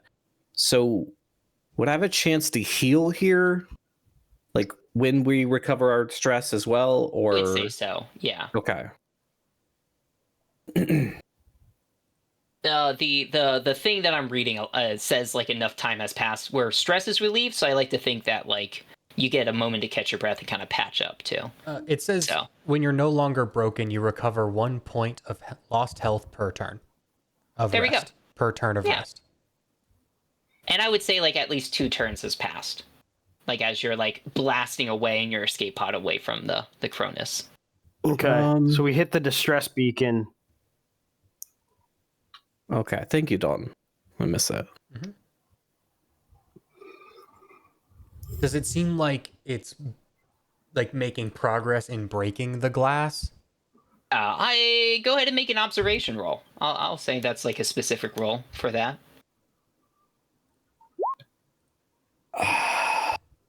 I got nothing. Can It's not clear I to do me. an observation roll? Yeah. And don't forget, you can also push rolls if you want. It adds an extra level of stress, but you can still do that. So.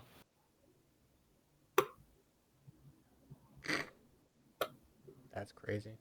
Wow. I mean, you didn't need you don't need those 4 stress dice. Spencer said we cleared all of our stress, but Yeah. Oh, okay. So we're if back anything, to you should one only have stress. 1, but yeah. So, yeah. yeah, back to 1 stress. All right.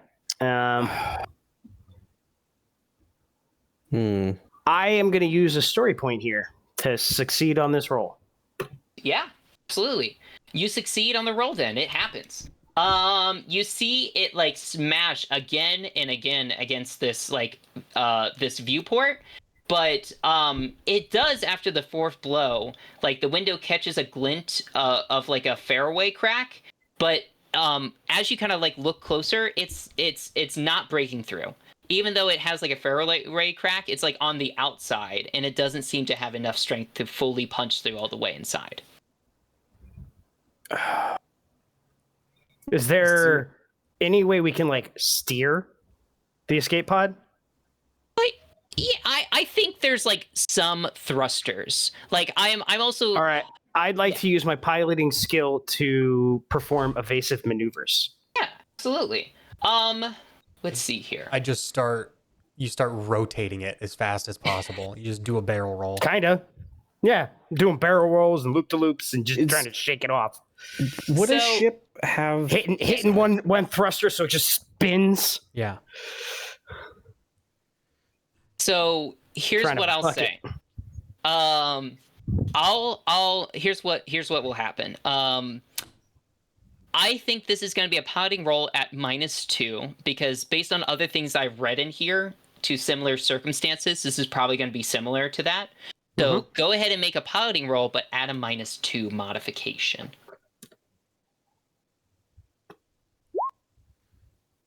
nice? Great. But Real quick, I panic. Yeah, So go ahead, I have Don. to- Christian was also going to ask a question. Oh, I'm sorry, Christian. Go ahead. I'm just trying to think of. I mean, there's really no way we can handle this situation except for what's on the outside of the EV. Would the EV potentially have?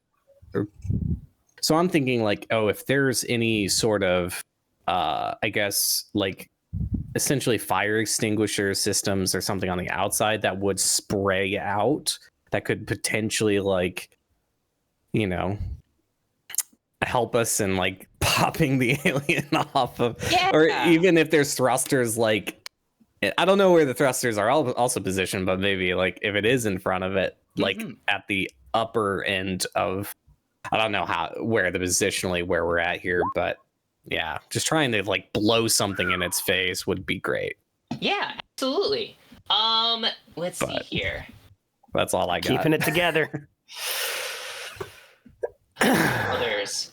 You get a +1 modification, and more than 3 people can help you. Yeah, I'm gonna say yes. Using kind of like your context skills, you can help Justin's character like with this action as you like spray it with like fire extinguisher things, and then he's also like rolling around. So I would say like he would also get like instead of a -2, just a -1 instead. Like they cancel each other out.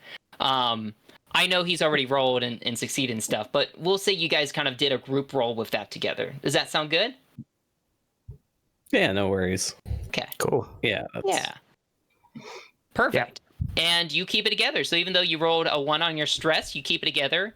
And so you spin this thing around. And I like to think that just before you get like sick enough, like Christian, Wilson's over there like banging on the keypad, typing the codes to try to activate the fire extinguishing system, and then just before everybody pukes their guts off, like a little thing pops out, points its direction at the abomination, and just unloads some like fire extinguishing foam at it, and it shoots off and flies off into the dead of space. And yeah, with that, the stress, the surprise guest on the EEV has been ejected. So everything seems to calm down. I like to think that maybe Captain Miller stabilizes the ship. You guys stop rotating a bunch. What's the plan now? Well, we hit the... we're probably not that far from the tow skiff could probably come get us. We're not that far from it. We hit the distress beacon. Yeah. Before we hop in the cryopods, let's just give it a minute. I would like to use the motion tracker just to make sure we are safe. Before like we go in the cryo sleep, I think we should make sure that there's nothing else, no other stowaways. Yeah. So I'm going to make a power roll here. And nice. See what we see. You check, you kind of like scan her around. The only 3 motions are you 3 inside. Well, that's good news. Yeah. Please. Unexpected, but good news. So, yeah. So, okay. So, what, so Justin mentioned contacting the Daisy skiff that was making its way towards the Cronus. You guys were like blasting off away from the Cronus where it was flying towards it. Is that what you guys are going to try to do after you set like the emergency beacon and such? Is try to contact them again?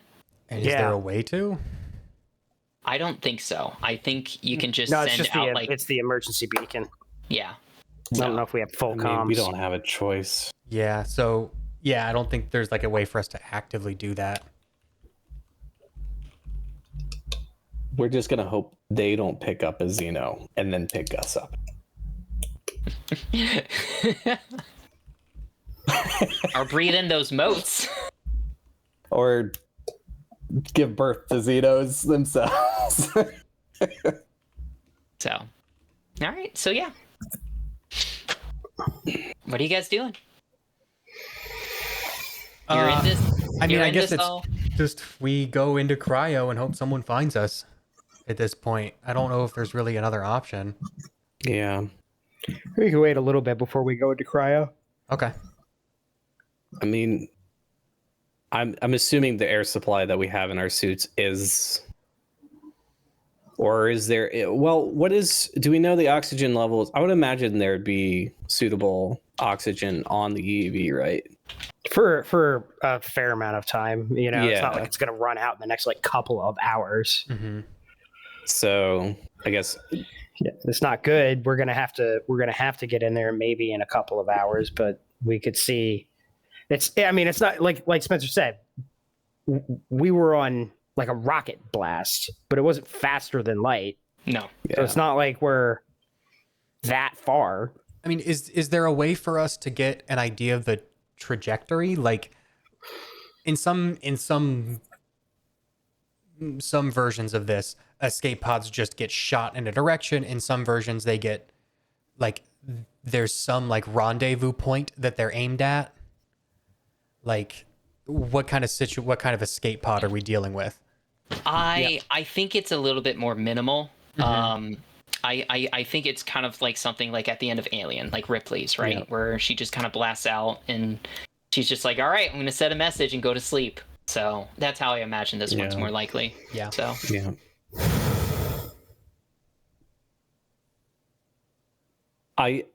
I feel like we would take time to just make sure like we didn't get anything on tracker, but before we put ourselves in a vulnerable position of cryo sleep, make sure that like hours have passed and nothing bad has happened. There's nothing else actually here. Like probably paranoid at this point because we just witnessed like a whole new world or just organic beings. yeah. Like You specifically got a full look at the creature. Yeah. yeah. I mean, we all got a look of something outside of the escape pod. The abomination. Yeah, you did do that too. I'm gonna need the best therapy. Yeah. That's okay. We have $333 million apiece. Spencer, you're using the I know. the background. Gotta disable it. Hold on. This is what that thing looked like. Ugh, gross. What the hell?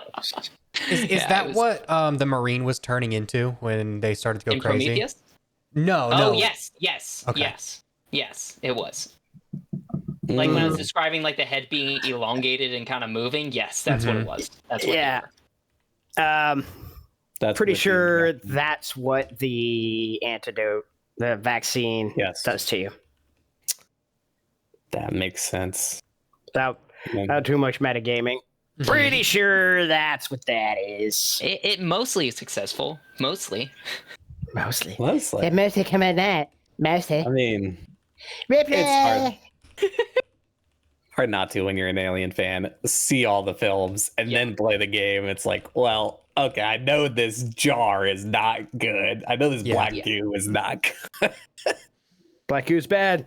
Yep. No. Name one time when black goo has been good. Yeah. Oh. Anytime you see black goo. What about World of Goo, that one Xbox indie game where you tried to build bridges out of little guys? Yeah. It's good goo. All right. There's one time. There's the one. Well, there's also the one World instance of Goo good 2. There was a sequel. Yeah, Electra Booga Glue. Goo. So an hour passes. Plenty of time for once again your stress to reset. Everything settles down once again. Seems to be no more onboarded passengers. You guys are adrift in space. Emergency beacon set. Adrift. So Nobody's come to our rescue in a couple hours.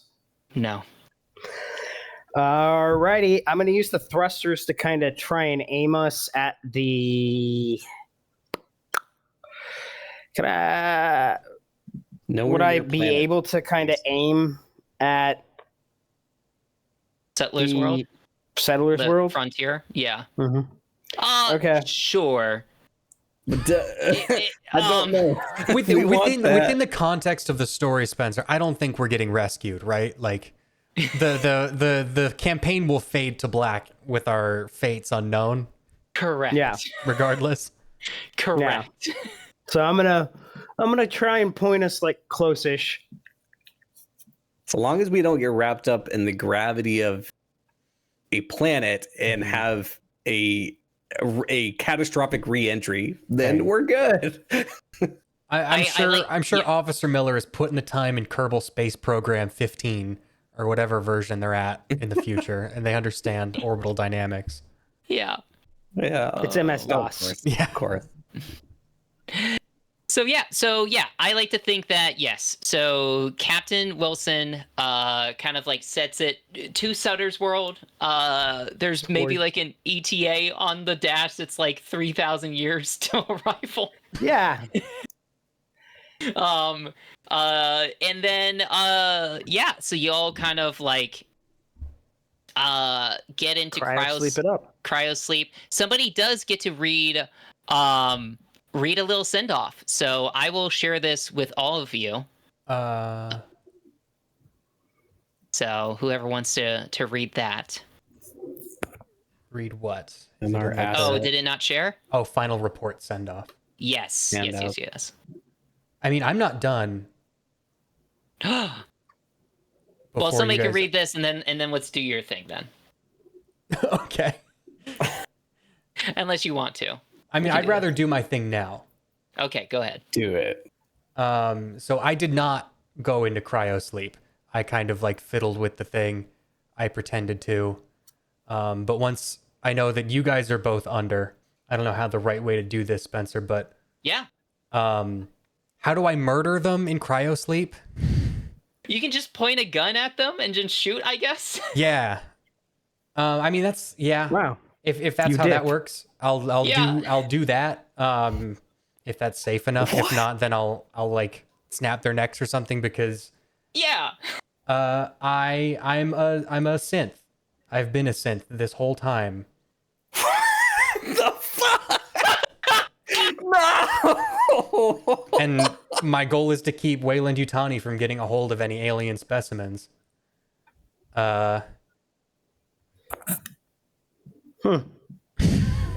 Yeah, I like to think that yeah, because you passed your Comtech roll, right? So Yeah. there we go. So yeah, all Captain Wilson Captain Agent Wilson and Captain Miller both lie down, go to sleep. They see Cham lie down as well, and then that is their last moments before Cham Murders us. murders both of you while you're asleep. Yeah. So, final report of the commercial starship Montero.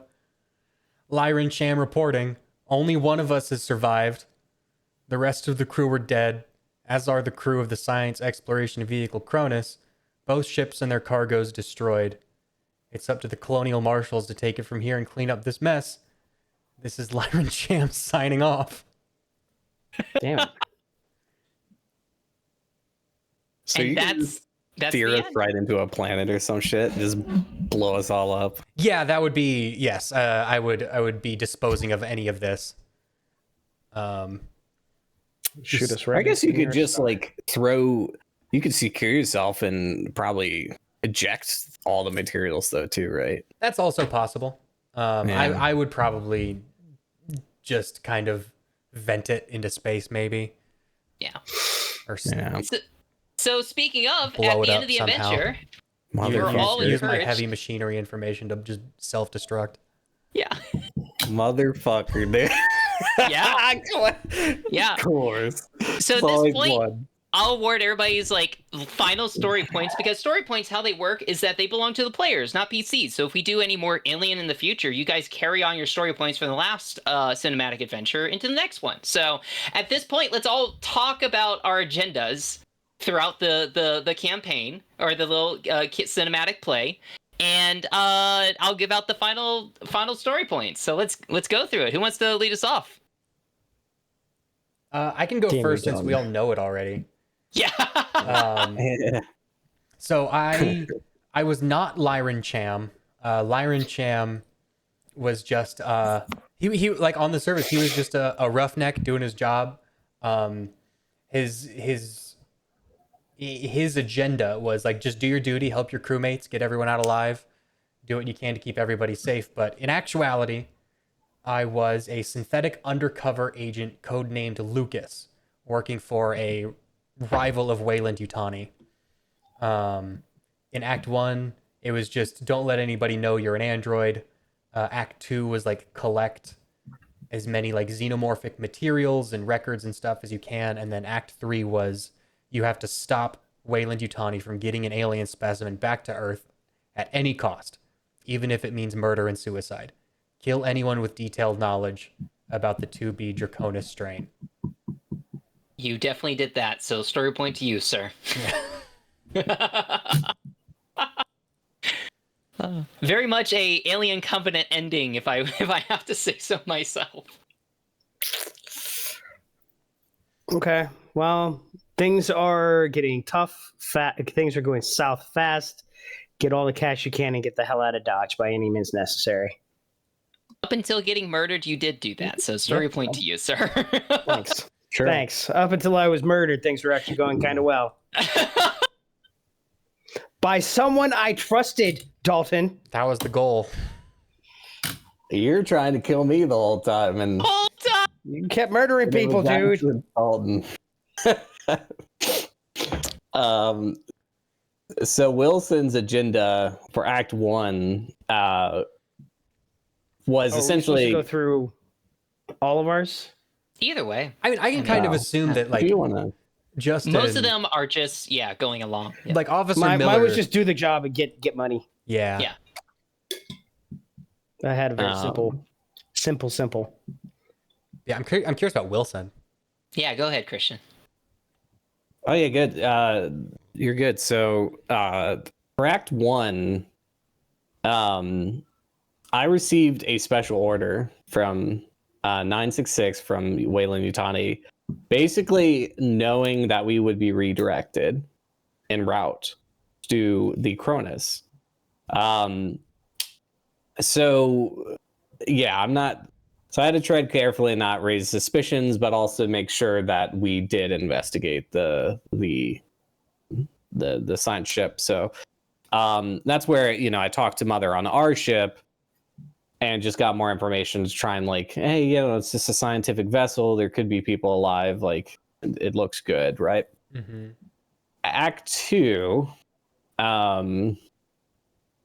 was basically, I needed to salvage as much xenomorphic material as possible, and I can parlay it into a fortune no matter what. That order, from Wayland Yutani was my goal, but I was not to risk open confrontation with the rest of the Montero crew. I still need you guys, right?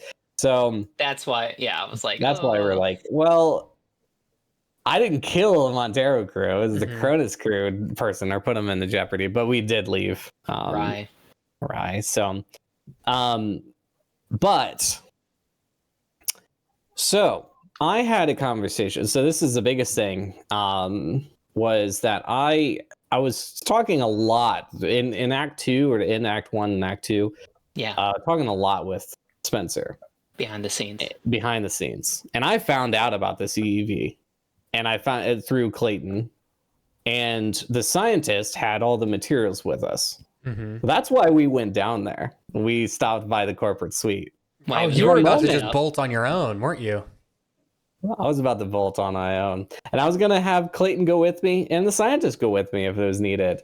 But Clayton started saying, hey, no, we need more material. And I was saying, no, that's dumb. We need to get out. We have as much as possible. And then you that's pulled what a gun Justin on her. heard. And I pulled a gun because I was trying to intimidate and say, just convince her that, this is enough. We need to go. And that's what Justin heard. Yeah. Now I was trying to spin it saying, she was putting us in jeopardy. Mm-hmm. He doesn't know about the EV, and I'm trying to get us out of here. I didn't believe you at all. No, of course not. I feel so bad for Justin because Justin was the only one who didn't know. I was informed that we were getting rerouted. Yep. It sounded like Christian's character was informed of being rerouted. Justin was the only dude trying to do woman trying to do the right thing in the situation. Yeah. And that's an interesting point you bring up, Dalton, because we talked about this, but the secret android could have been anyone. Mm-hmm. It does specifically say probably don't make it Wilson because Wilson's obviously the company agent and stuff. But I could make anybody Lucas. It didn't have to be Cham, which is pretty cool.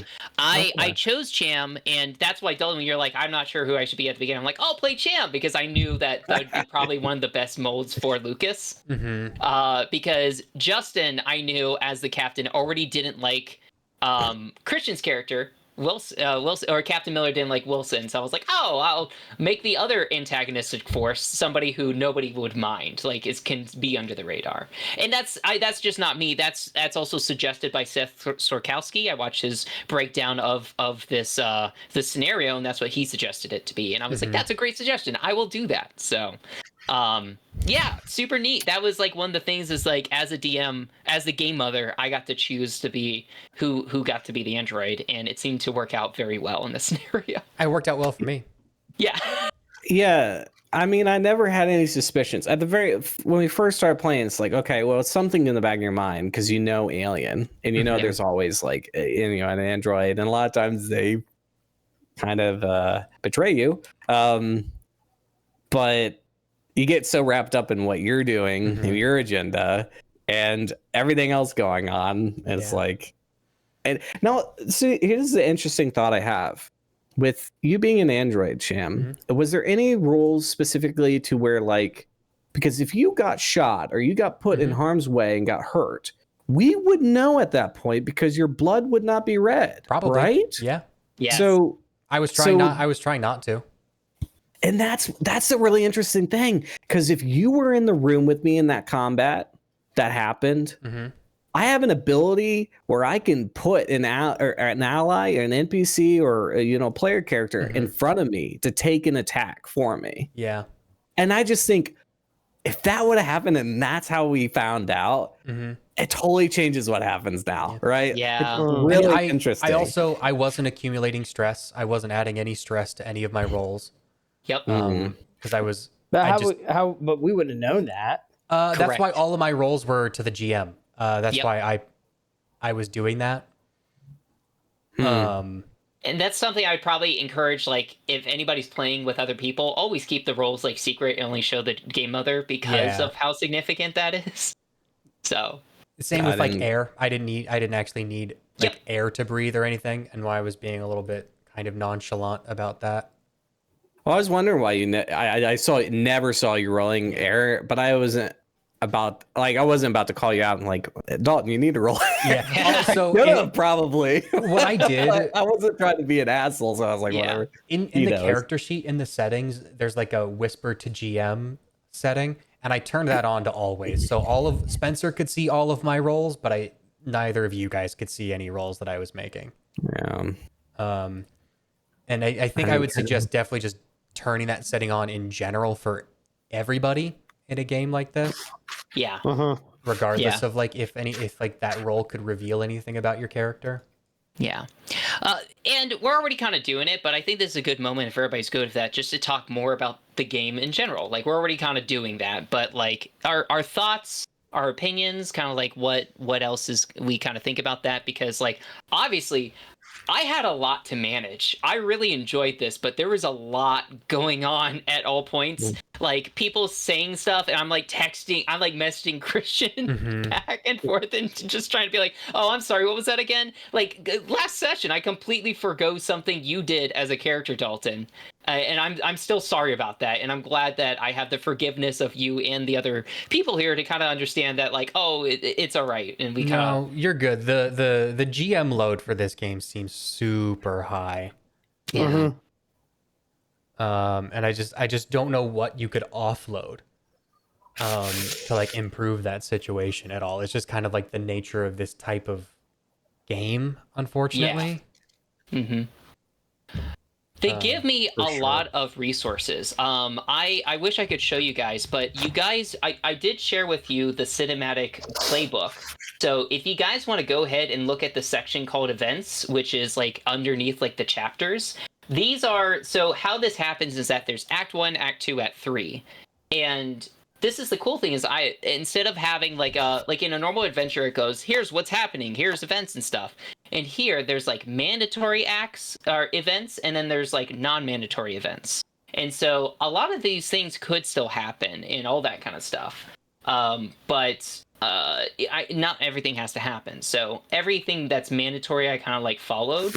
Act 3 kind of went off the rails. So we kind of made our own ending with that.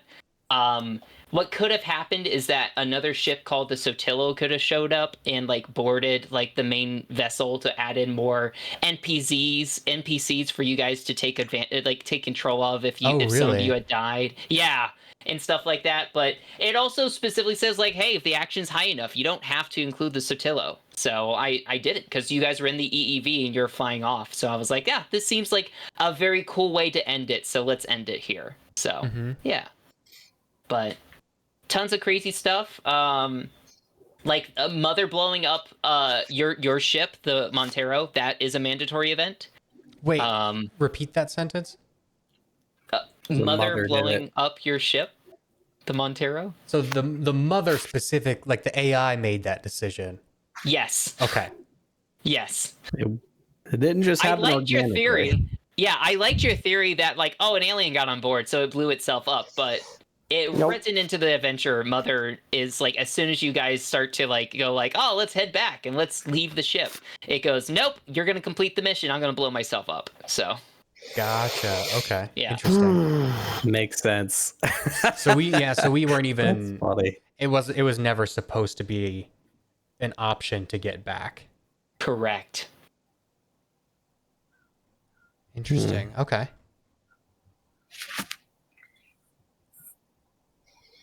But yeah, tons of fun events in there. Obviously, yes, very front loaded for a game Mother. I'm thankful that like it kind of breaks down like each of the different areas on the map, but then gives me a bunch of events that could happen. I think having this as like a map-based game is really cool. It's kind of like a horror escape room type deal, and kind of gave me a lot of options there. To be honest, the Neomorph that you guys ran into, the adult one, it was optional, but I thought it would have added more tension to have one lurking about. So I had that go on in there. So yeah, That was a good call. yeah. Because other than that, there were other abominations throughout the ship that you guys didn't really get to interact with, but it felt like the right time to deploy it, so that's why I did that. Yeah. And like overall, I liked the narrative writing of the whole thing. Personally, I'm not like the biggest fan of, I don't know. It seems like built in to have like a betrayer type thing, but I'm honestly not the biggest fan of that. Yeah, player versus player. Yeah, it just feels kind of annoying and lame that like we succeeded, but also like no, we didn't because I was told to not let everybody else succeed. Yeah, you had. Yeah, I mean, but it also it's very on brand. Yeah. Yeah. It's favorite. It felt like an Alien movie. Yeah. It felt like an Yeah. Alien franchise. Everything's against you all the time. Yep. And I think that's its biggest success, right? Like is it feels like what it's supposed to feel like, right? Mhm. And I and like yeah. If you're looking for that an alien experience in the TTRPG, it's a great It's perfect. Yeah, Yeah. it does that. It's perfect. It is in terms of feel, in terms of style, it is perfect. Yeah. It feels like an Alien movie. It's very true to, especially Alien and Aliens, the original two movies. Felt very, very appropriate. The gameplay is not crazy, especially with the stress die. the stress die and yeah, that's really cool. I like That's the my favorite stress die. mechanic of this. Yeah, the stress die is also like it's a little bit easier to use than say sanity in something like Call of Cthulhu. The companion program that they have for Roll20 was really good. Made it really easy to play. You just kind of pull up your character sheet, click the thing, add whatever kind of situational modifier to your pool that there is, and then bing, bang, boom, you're done. Like your roll's done. Yeah. Going off of that, Roll20, I love that it has all of that programmed, like you said, Justin. The cards they provide are really cool. It's hard to show them, but it has everybody's like little stat block on here. Like it has a quick little like short sheet for like their main stats and all that fun stuff and their equipment. So I feel like if you're playing it in person, it's very easy to be like, oh, you died? Here's your new character, and then it's just a different NPC. So, Yep. And that way, if you die, you can keep playing, which is really cool. yeah. I kind of wanted to shout out like the way the consumables worked a little bit. I think I don't know if I would use it in like every type of game, but I liked the kind of like variable depletion of the consumables. The fact that like you never know how much of it you're going to use or how much of it is going to be left or how long it will last. Obviously, like in some situations, you'd like it to be like linear and like you can track it and be clear and open about it. But like this, where things need to be like tense and dangerous and scary, like just having a bad like air roll and you lose half of your air, is very interesting, and can make some good narrative. I want to do some like math to see how long it lasts. Because like obviously you're more likely to lose dice when you have more of them. So like if you have like 10 units of air, you'll lose like 1 or 2 every time you roll, but that one last unit of air might last for a long time, just by virtue of you never rolling a 1 on that last die. Yeah. No, super neat. I like that mechanic. Yeah. And I do like that because, like, obviously when you have a d20, it's by 5%, and that's kind of easier to calculate. But I like how, like, on page 59 of, like, the core rulebook, they give you, like, here's chances of success when you're rolling, like, 4d6s. It's a 52% chance of success. So you can kind of know, like, how good your skills are, or, like, the chances of something. So I think that's really cool. I think I like that. I could go either way. Yeah. I could go either way between, like, it being good that you know the exact percentage of how you'd succeed versus like maybe it's also good that it's like slightly obfuscated and you just kind of have to go on vibes. Yeah. I could go either way on that. I was really concerned going into this. I was like, okay, you only need 1/6 for a success, but like, how often does that happen, or like, how often does panic rolls happen? But everything felt fine to me and thematic, like as we were playing through and stuff. I think several panic rolls, many of you got very lucky on. Yep, that happened too. Yeah, it definitely seemed like it's more likely that you have to make a panic roll than you like fail a check. Yes. And it's more likely that like you'll succeed or you'll panic versus just like it not happening. Right. Yeah. Which is interesting. I think.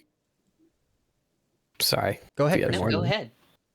One thing flavor wise, I'm just curious. Thought right, like one thing flavor wise, I think is missed is that in my mind, if you have consumables, I think flavor wise it'd work a lot better is if the more you're panicked and stressed, the more air you would use.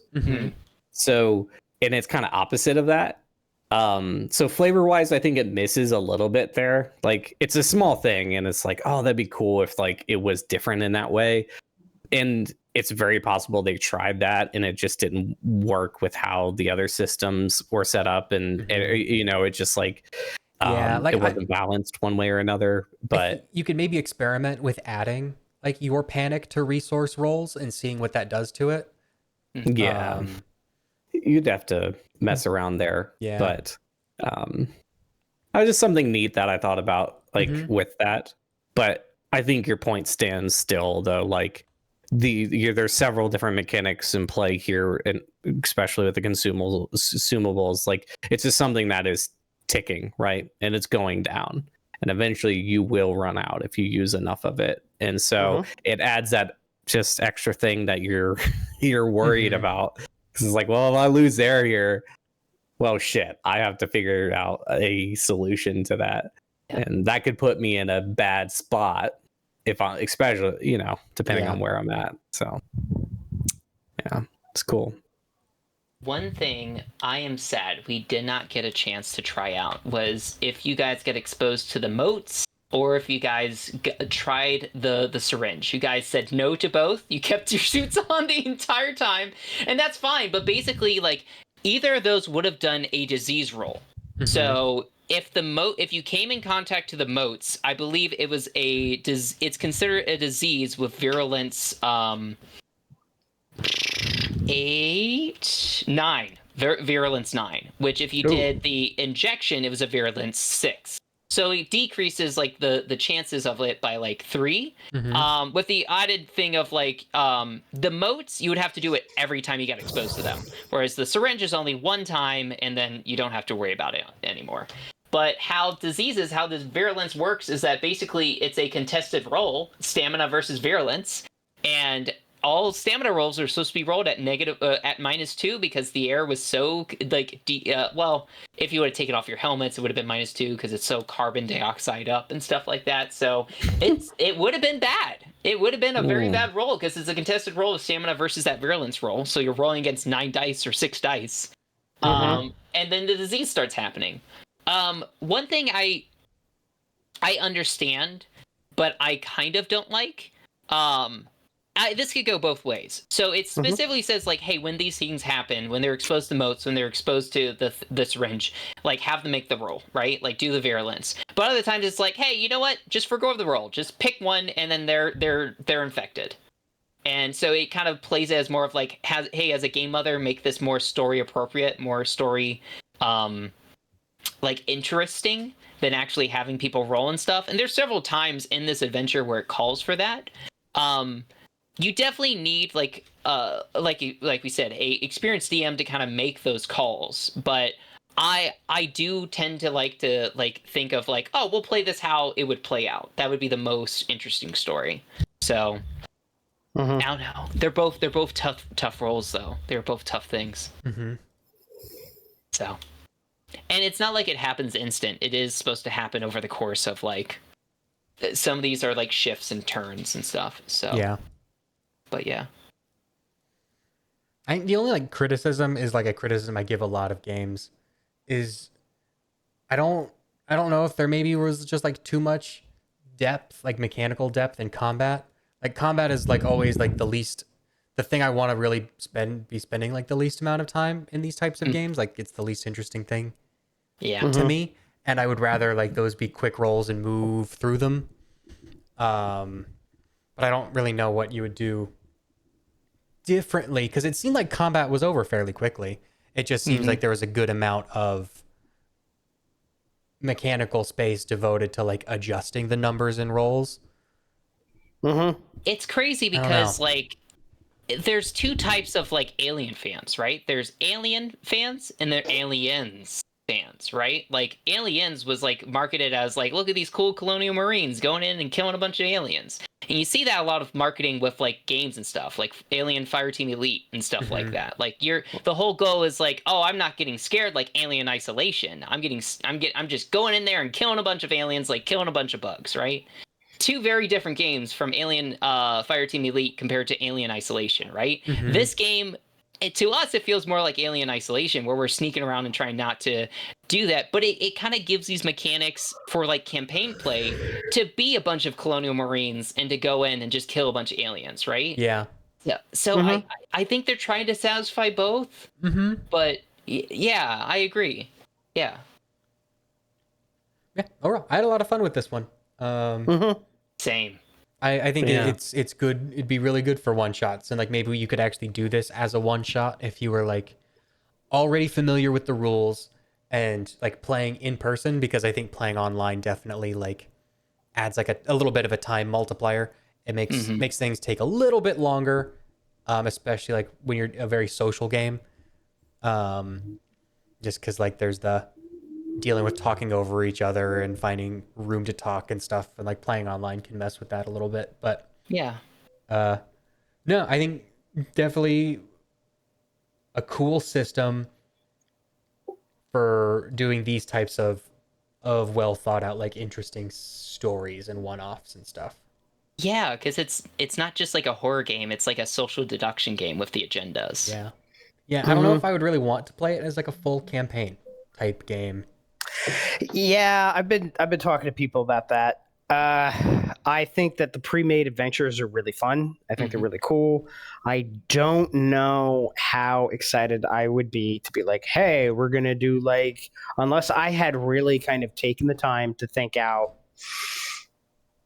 a campaign and really write it and craft it well, and have a definite like start, end, and that sort of thing. Just kind of like how people would start like a D&D campaign, where like, all right, we're going to see how it goes. We're just going to play D&D. Yeah. I don't think you can just kind of play this game. Yeah. Yeah. Yeah, like it needs to be something like this where like you're in like an isolated space, like either like a ship or like a space station or like a temple or something, and like it's entirely localized to that area, and there's a small cast of characters, and you deal with that, and then if you want to do another thing, maybe it's like loosely connected, but like I don't really see moving characters across. Spencer, you're dying to say something. You just made me realize when you said temple, I was like, oh, I want to do like the original script for Alien 3 now as like that sounds amazing. But anyway, sorry. I want rules for predators is what I want. I want to play a predator. That's an add-on. That's coming later. Yeah. Oh, Christian, were you going to say something as well? Sorry. No, I was just agreeing with it'd be funny to have like just a fan made kind of adventure that is the lost kind of script of Alien 3, what it was supposed to be. That sounds cool. Overall, yeah. I also like this game. I think as a game mother, there was a lot, but I think the story was well written enough. Like I think you said, Dalton, that that I enjoyed. I was looking forward every time to being like, oh boy, I know Justin's gonna blame Christian for a bunch of stuff, and Dalton's working in the background, and all this other stuff. To be fair, my character is supposed to blame Christian at every opportunity. Yeah, I mean, you're my rival, or we're rivals. Yeah, Vanessa Miller and Agent Wilson are active rivals. Yeah, that was intentional rat fucking by Spencer. Yes. Yeah. So that was great. I loved kind of like setting things up. And I thought it was well written. I would love to do more cinematic plays where it's already pre-made for me. Yeah. So I can just read it and be like, great, here's your guys, go, and then stuff like that, and I can just reference events and stuff. I think I would have to be very motivated to run a campaign play. Yeah. Same. Or to make a cinematic. So, but yeah. So this was fun. This was more than I thought we were gonna get out of an Alien style role playing game. So. Yeah, I was impressed. Yes. Yeah, I really liked it. I just don't know if I would be stoked to do a lot of homebrew content with it. Which is fine. I think they have 3 cinematic adventures out in total now, which is pretty cool. So yeah. And this was even like the starter kit one. I imagine that some of the other ones published after might be a little even more like in depth. Yeah. Yeah. It's kind of cool because even like the core rulebook has something like it's like a prequel to Aliens. It's Hadley's Hope. It's like the downfall. So you play as characters like as the aliens are like making their like nest and stuff, and just you also are just trying to get out. It totes itself as only 1 act long, and it's so interesting. The reason why I chose to do the starter set compared to that is because it actually says in the role playing book like, hey, do the starter set instead of this. It's a full adventure. This felt like you said, Dalton, if everybody knew the rules, you could get through it. The Hadley's Hope definitely is like a one shot, like Is a it? one session. Yeah, because it is one act, it's one small area, and you just kind of go through it. This was a little bit more fleshed out, and even you guys kind of like skipped Act 3 is what I shall say. Not really. You made your own story. That's what this is about, right? So like, but yeah. So it's interesting how it all played out, but yeah, really enjoyed it. So, all right. Any other closing thoughts or anything like that? No, I'd recommend this game. Recommend for me as well. Yep. Yeah, this was fun. I'd definitely recommend it. If you like, especially the first couple Alien movies, this plays very much so like a movie. Exercise extreme caution when doing homebrew content. Yeah. Takes a lot of effort. Yeah. Well, thank you. Yeah, it will take a lot of effort on your part. Prospective game mothers, it will take a lot of effort on your part to deliver a fun experience for your players. Outside of just being like Spencer said, if you were just going to do a Warhammer 40K approach, you're just trying to do a Space Marine approach to it. It might be fun where you're just going to throw aliens at your players and they have a lot of gear ready to go and they're just trying to like squash waves of bugs. That maybe will work. If you're going to play a war game, I think we've played other war games that might be a little bit more fun. But if you guys want to do the alien thing, go ahead. But yeah, 10 out of 10 would recommend this because there are, we scratched the surface here. I think that there are other ways this could go down, especially, whoever the synthetic is, the replicant, will change. Like, if you made Vanessa Miller the replicant. Yeah. Rye. Davis. Davis. Yeah, right. Well, yeah, Davis. Yeah. Yeah. I mean, even if like you're like needing to play this a couple times and like players have been in it before, it might even be a fun twist to just don't make someone a replicant. Yeah. This time around. If you're trying to get like replay value out of this particular adventure, because I do think there's some there. Like I'm sure this can go a multitude of different ways.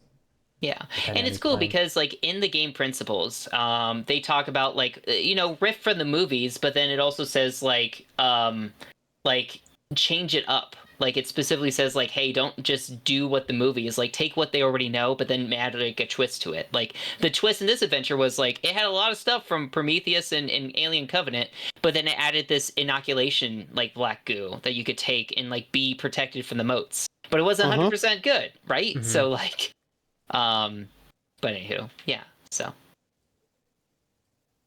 Yep. Yeah. So get out there if you want to try it out. I'd recommend trying it out. It's a lot of fun. Thank you, Free League. Thank you, Free League. Thank you, Roll20, for putting together this or allowing this online play content to be pretty smooth, I thought. Yeah. I thought this was pretty smooth. Really comprehensive. You need to make the base kit allows you to kind of pull up whatever other roles you need to pull out. I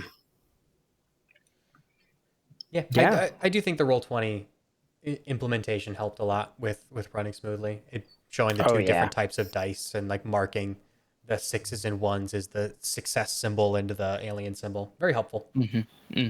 Cool. Well, glad everybody had a good time.